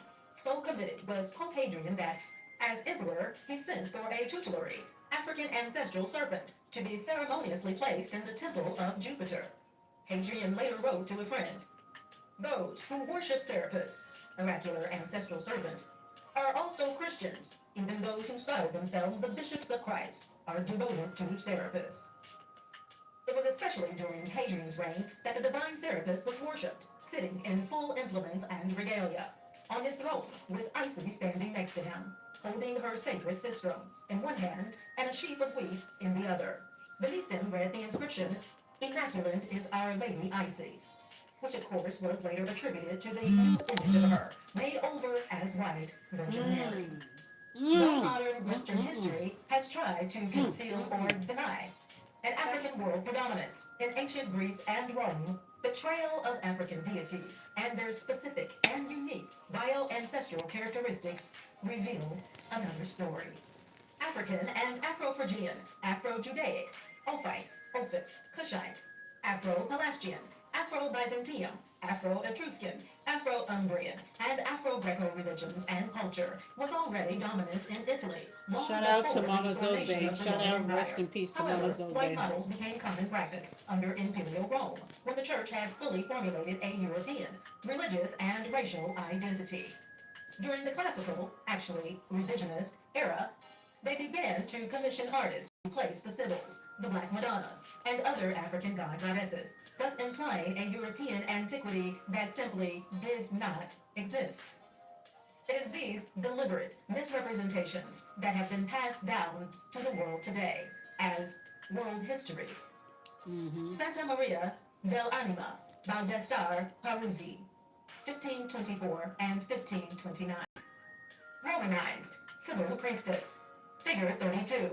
Roman model, posing as black Pythian priestess, on tomb of Pope Sixtus IV, 1444 to 1484. She is included as one of 7 divine virtues. Bronze made by Antonio and Piero Paolao between 1484 and 1493, Rome. Sybil in West German Bishop's Palace. Figure 33. Nubian Sybil priestess, resting on camel, painted on mural in Prince Bishop's Palace, built around 1720 to 1744 in Würzburg, right? Germany. During ancient times, it Secretly was worshiping customary black to parade these people. black goddesses in chariots, Ah! driven by mules, bulls, or oxen, or to display them riding atop the back of mules, camels, and donkeys. Paintings of the Sybils in the Christian churches was considered critical in order to add an air of divine legitimacy to the bishop's authority. Hey yo, that's crazy how they demonize it publicly, right? And give everybody negative sentiments about it. Oh, stay away from that. That's this, that's that. But behind fucking closed doors, they're revering them, worshiping them in privacy. Ain't that about a bitch? Many tourists who view these images today have little or very scant knowledge of their original historic meaning. Manilisi Vivian Hunter Hindru, 1992. Daphne Tree, ancestral holy herb of the Sybils. Monastery of the Sybil at Daphne, sacred to sun. Once a sacred temple, it was destroyed in the 6th century and it became a church dedicated to the Virgin. Figure 34. Above, named after a location in ancient Egypt, the Tafnai, or Daphne tree, meaning sacred to the sun, was later known as the Bay Laurel. It was holy to Mani and represented her sun consort. It was chewed by her initiated priestesses, especially the Sybils. The Culean Sybil in Rome was said to have written her 9 books of prophecy on bay laurel leaves and placed them in front of her shrine for the spirits to scatter them into the order of prediction. As with most consecrated shrines in Africa, this temple is probably where all initiations, healings, divinations, rites of passage, ancestral ceremonies, and other African rituals took place. Most of the ancient temples to the African goddesses were seized, desecrated, pillaged, and its structure converted into Christian churches, along with its customs and rituals, incorporated into Christian rites. You can see this reference if you watch the movie, came out in 1994, called Cosmic Slop, created by George Clinton in the Parliament. One of their stories, they had like 4 different stories. Space Traders, that's the first show, that's a good one. But there's a story about Oshun, right? A story about the Orishas, and it's about this guy. Well, I ain't gonna tell you the whole story, but just basically the guy, he's a Catholic priest in the Catholic Church. I think he's a Afro Latin guy. He works for the church and everything like that, but he keeps being called by the spirit, you know. And basically, Santa Maria is Oshun. she's the saint, like the saint that's in the church, right? So she ends up coming out of it, and she ends up going about the city, and she stays in this like abandoned warehouse, and these people started coming to her for healing and shit. Just watch it, you know. But what I'm trying to say is, she came in human form, but then he had to acknowledge that that saint was really Oshun. So like when you see the ending of the skit, you'll see how the saint figure turns into Oshun and starts dancing like, yeah, you calling me by my right name. Now you know who I am. You know what I mean? So yeah. So check out that. I think that's like the second skit. It's like four skits in the movie. But that's like the second skit of it's called Cosmic Slop. So check it out. Representing the four seasons in ancient Rome. Figure 35. Above, a Romanized version of the four Sybils, representing the four seasons, situated above the high altar in a place of And I honor think in the the Catholic imperial I palace think the in Catholic Ostia. one for Oshun Ostia is is a western Roman city situated at the opening of Our the Lady Tiber of River. Charity. It is where several temples That's and Oshun, mystery the schools saint. to Isis Yeah. can be found buried. On the other side of the ark are figures of Augustus and the Tiburtine Sibyl. During Christmas, exhibitions of wooden figures are displayed depicting the Sibyl pointing out to Augustus the Black Virgin and the Bambino, Black Madonna and Child, who appeared in the sky in a halo of light. These wooden images would occupy the front row for all to admire. They have since been hidden and eventually sold by Prince Alexander Torlonia Mancini and are now replaced with a white Mary and Child. It is suggested that current church papal authorities use the story told by Augustus as the basis for determining the authenticity of popular claims of visitations by Mary. Though they have succeeded in removing her and the Sybils' black images from the world's cathedrals, they remain very much aware of their truth. Yeah, in Cosmic Slop, Saint Mary, or yeah, I think it was Saint Mary, Mary of Guadalupe, the Virgin of Guadalupe. She ended up becoming Oshun at the end of that skit. She ended up dancing like her, and then everybody in the church ended up doing the dancing, the drums. He kept hearing drums in the church, boom, boom, boom, boom, boom, and then next thing you know, people started dancing to the drums in the church. All right, this shit almost African over. pagan heritage. European motifs of Sibyl priestesses. Above, examples of motif plates representing the Black Mummy goddess, Diana. For centuries, European women graced their clothes and vanity furniture with these African images as the symbol of wisdom and sensuality. European motif of Sibyl prophetess. Christian motif of Saint Michael murdering a black Sibyl prophetess. Sibyl doll, buried in Rome. Figure 36. Black doll found in pagan grave, Rome. CE 193 to 211. Above, black oak wood doll found buried with a young girl, along with other objects found in a Roman pagan cemetery. She may have been a young mummy Sibyl priestess. Her name was Cartharera Tryphina, and she lived during the reign of the Libyan Roman Emperor Septimius Lucius Severus. 193 to 211 Must have AD. used her No used one her for knows a her gift, and African then they name killed her. because it was said that she belonged to a family of freemen who were former servants of a noble family named Prepare, her enslaved name. They believed that she was to be married that day because she was found dressed in a white bridal gown, adorned with the jewelry, rubies, and pearls, including 2 gold rings, one engraved with whom they believed to be her husband. Above her head is the bay laurel wreath, worn by Sibyl and sacred to Mami and Apollo. In the sarcophagus, she is found in full bridal attire, her body and face covered in a white linen blanket, surrounded by other fine fabrics. The black doll was also dressed in bridal attire, and in its hand were 2 gold king rings. It was the custom for anyone, but required for initiates, to offer these dolls as a votive offering to Mami on one's wedding day.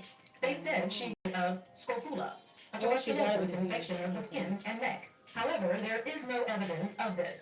She might simply have been taken by Mami, who might have preferred that she not marry. Black Sibyls, Europeanized and concealed as Christians. Figure 37. Keeping in mind that their prophecies were made more than 3,000 years before Christ, and none of the church fathers had ever met a Sibyl, The attire that these women are adorned is not the traditional dress that the ancient African Sybils wore. The Sybils were the chief priestesses of an African divine matriarchal order, completely demonized and forgotten by the church faithful and the Levitical Jewish priest, who exploited and desecrated their ancient prophecies. They have been immortalized as European by famous painters across Europe: Castagno, Van Steinel, Cavalier, Matteo da Siena, and Parisi. However, the most famous of these paintings are those of Michelangelo at the Sistine Chapel. The first five of Yeah, he the main one. situated alongside the Christian prophets. Until today, Africans and the world remain unaware of who they are, and that they were not European saints, nor were they martyrs of a patriarchal Euro-Western Christian or Judaic doctrine. Chilean bat symbol, the ancient African tradition of calling up the dead. Figure 38, bat symbol. Above, featured on a Moor's coat of arms, this bat lady is none other than the Chilean symbol, or one of her predecessors.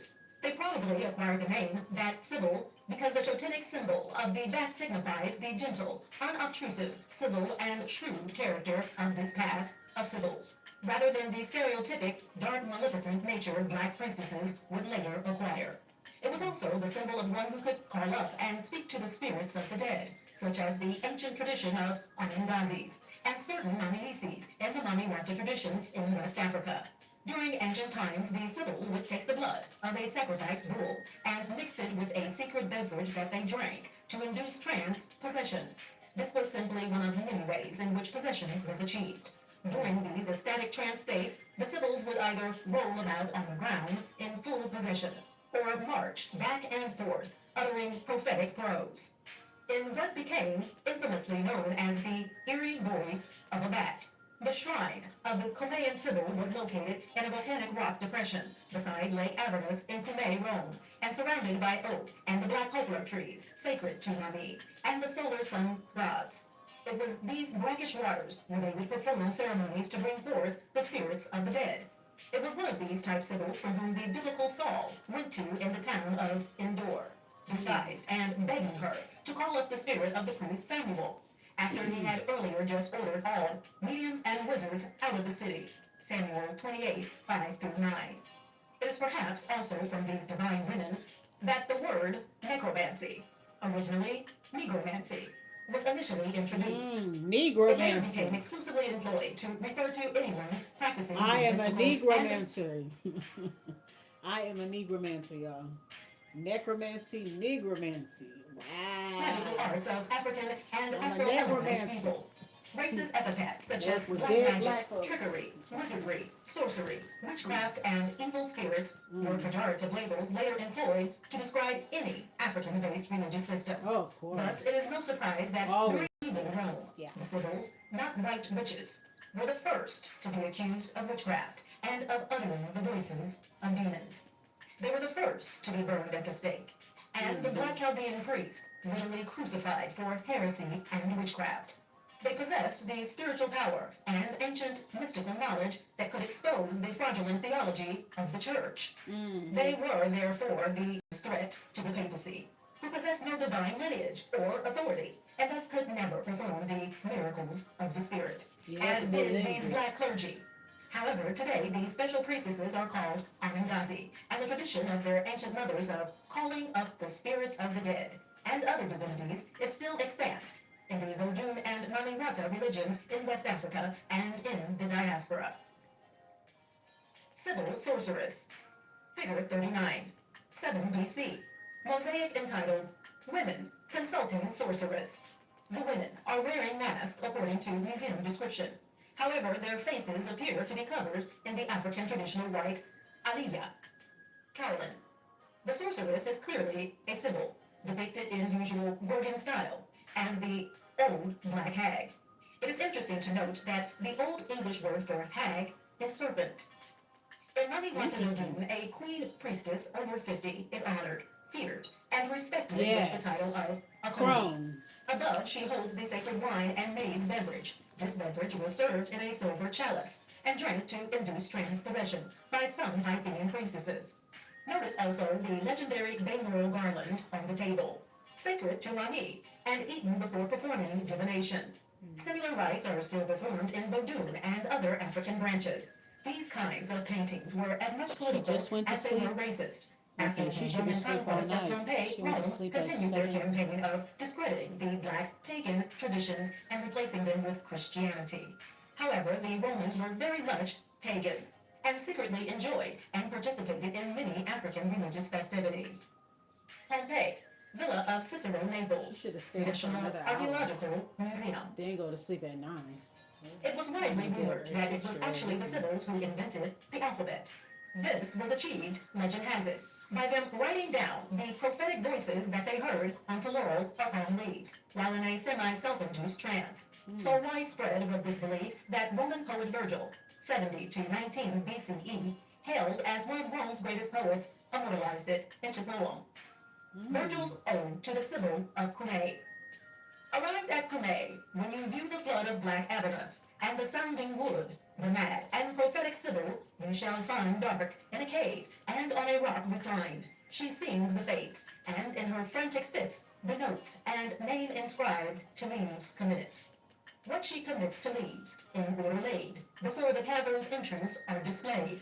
Unmoved they lie, but if a blast of wind, without, or vapors issue from behind, the leaves are borne aloft in liquid air, and she resumes no more her liquid care, nor gather from the rocks her scattered verse, nor sets in order what the winds disperse. Thus many not succeeding, most upbraid the madness of the visionary maid, and with loud curses leave the mystic shade. Aeneid, Book 3. The unholy African mother? The papal wars against Mummy Isis and the mystical power of African women. Figure 40. This Sibyl, demonized by the church as Eve, can be found copulating with a serpent on the church arch of O, located in Haute-Garonne, a region of France. Degrading images such as these were displayed at more than 60 churches of France and were actually preemptive strikes against their powerful rival African temples of Mummy Isis, whom the people were more devoted. The war waged for the destruction of African and African-influenced mystery schools by growing Roman authorities was met with great resistance throughout the world. Toulouse Museum. By the 15 and 1600s, the war on African religious culture and clergy continued to be an important central target of Vatican authorities. Its primary aim was not only to colonize and to pillage Africa, but also to destroy and obscure the direct ethnological, theological, cultural, and linguistic link to their own sacerdotal knowledge, which they knew originated in Africa. The divine serpent deity was central to African matriarchal oracular tradition. It not being indigenous to European culture only served to further perpetuate and to make believable the fantastical lies and myths of bizarre orgies, dark rituals, and African debauchery perpetuated by the church. Over time, all of Europe began to formulate a white racial identity based upon specific phenotypic outer physical characteristics. One of the indicators of pure Aryan blood was not to possess a lineage Pure of any Aryan Taurian, blood. meaning Pure. black blood in one's vein. Pure. The Taurians in Europe were identified as those serpent worshippers who introduced the Mummy Isis tradition into Rome and Ireland. So connected were the Nagas, serpent worshippers, with the colored races that it became almost the exclusive litmus test. So prejudiced were they against them that in 1865, James Ferguson, Esquire, in his research on serpent worship, comments that we have not in Germany, as we find in Greece, any traces of that underlying race of less intellectual Taurians, who seem everywhere to have been the serpent worshippers all over the world.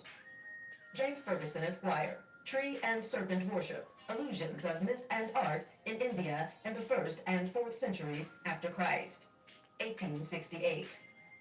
The European peasantry, by now in utter ignorance, were just recovering from the Dark Ages, a deliberate condition orchestrated by the church fables to render Europe free, once and for all, of all African and Asian influence.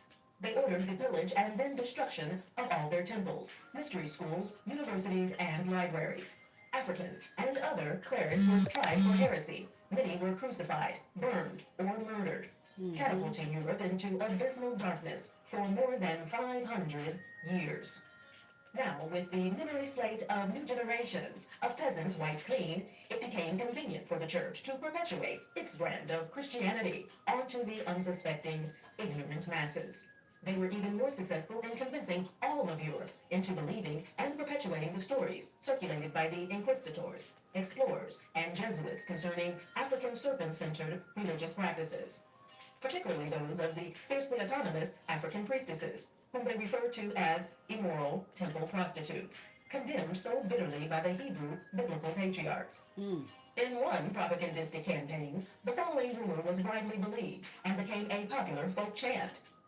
At night the men and women, as well as the civil, turned into horrifying snakes, and whoever wants to enter the cave must first share lascivious pleasures with those revolting serpents. Europe was finally free. Areas where some vestiges of Sybil or Isis's tradition remained, those worshippers fell prey to ostracism, violence, and ridicule. One major object of their wrath was a Sybil in Norcia, Italy, who apparently refused to relinquish her divine rights or to submit to papal control. She became the townfolk's quintessential black victim, and often harassed and taunted with the above chant. She was taunted and cheered as a crazed, wretched parasite who held orgies with animals, particularly the serpent. The stereotypic racist Euro model of African spirituality serves not only to justify African and diaspora oppression and underrepresentation. You know, I'm glad I didn't live in those times because they would just kill me every time. Just keep coming back, and they would just keep killing me, and I would just keep coming back. I think I was meant to be born in the 80s, you know. I'm kind of glad I wasn't born in the 1880s because I would have died. I would have already gotten killed, hanged, burned, buried, drowned. I know I would have because, you know, I just know I would have, you know. Oh gosh. In the global and political markets, but more importantly, it serves to obscure the go. ecclesiastical origins of the papacy and those of the virgin Sybils.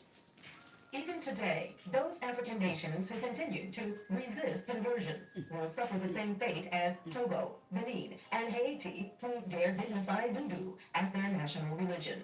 Some suspect that this defiant act of ancestral and deific respect may have even cost former president of Haiti, Aristide, his presidency.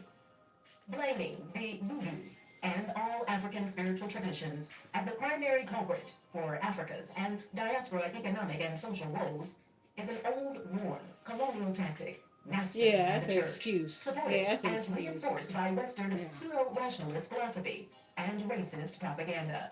Its primary and ultimate goal is to spiritually disempower Africans by culturally and theologically perverting their religions All over the and to world, discourage causing their separation mass appeal to outsiders amongst black people. Yeah, in the world.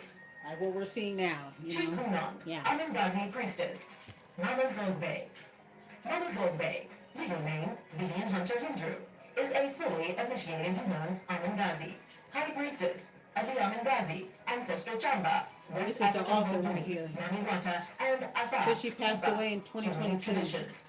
So She rest in resides peace, in the man. United States, where she maintains her ancestral shrines and works full-time as an Amingazi Voodoo priestess and godmother. Born from the womb of Mamiwata and the Voodoo, Nanazobe's spiritual lineage descends directly from both sides of her maternal and paternal great-grandmothers and fathers, who were Mamiwata and Voodoo priests, captured and enslaved as hired-out masons and carvers in Louisiana. During slavery and Reconstruction, African descendants were forbidden to practice their ancestral religions. Many were persecuted and murdered. Such was the case in the family of Mama Zobe, where her great-grandfather, Prince Hunter, was killed in Natchitoches Parish in Louisiana.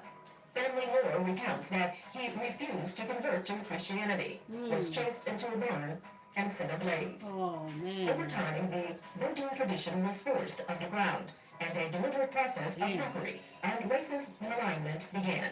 In American media, religious and educational institutions, creating some of the most perverse, undeserved, and enduring stereotypes of African religions, which has continued unabated until present. After more than 30 years of intense manifestational encounters and personal suffering, Mama Zobe received her first ceremonies in Togo, West Africa, by Hunan Tobuli Master Akurete Bushbab, 1988, and full initiations by Hunans Tambuis Arita and Daniel Sosa in Togo and the United States, 1996.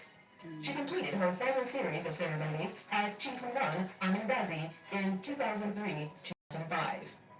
As a full lineage African American priestess, Mama Zogbe is the first to initiate many in the diaspora to Maniwata, Namachanga, Vodun, and Anangazi tradition. She is a graduate of Chaminade University, Honolulu, Hawaii, 1981, and Augusta State University, Georgia, 1995. She is world traveled. South America, France, Italy, Czechoslovakia, Germany, Austria, Mexico, Ghana, Cote d'Ivoire, and others. She has been traveling to Togo, West Africa regularly since 1988.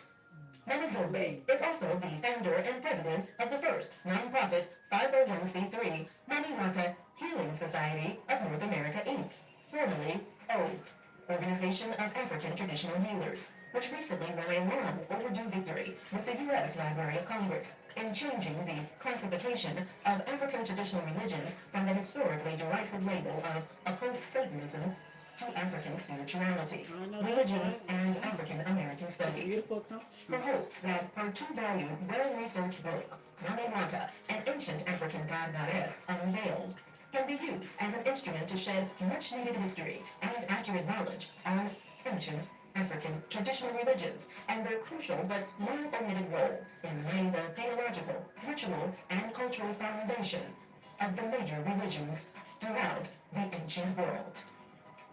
Other educational books by Mama Zogbe. Mami Wata, Africa's Ancient God-Goddess Unveiled, reclaiming the ancient Mami Wata, Voodoo history and heritage of the diaspora. Volume 1 and Volume 2. Yeah, this one is, I believe this is volume one. This video right here. And they got another video that's like 9 hours long. Yeah, but I heard the lady had passed away, Mama Zogbe. It said in the comments, somebody said she passed away in 2022. So rest in peace to her. She seemed like she had a very extraordinary life, well traveled type of life. Yeah, that's cool. Um, so that's the name of the book, Mami Wata, the Africa's Ancient Goddess Unveiled, Volume 2, Reclaiming the Ancient Mami Wata Voodoo History and Heritage of the Diaspora. Mama Zogbe, Zogbe with an apostrophe. That's where you'll find a book. But you can find it here online. But if you want to buy it physically, that's the name of the book. But you can listen to it with the audiobook right here on YouTube. So yeah, that's pretty much it, you guys. So thank you guys for coming to my Botanica Hall replay play game. It's up to you. You guys can watch it after the fact, and I will talk to y'all later. Gotta love you guys. Love me. Bye.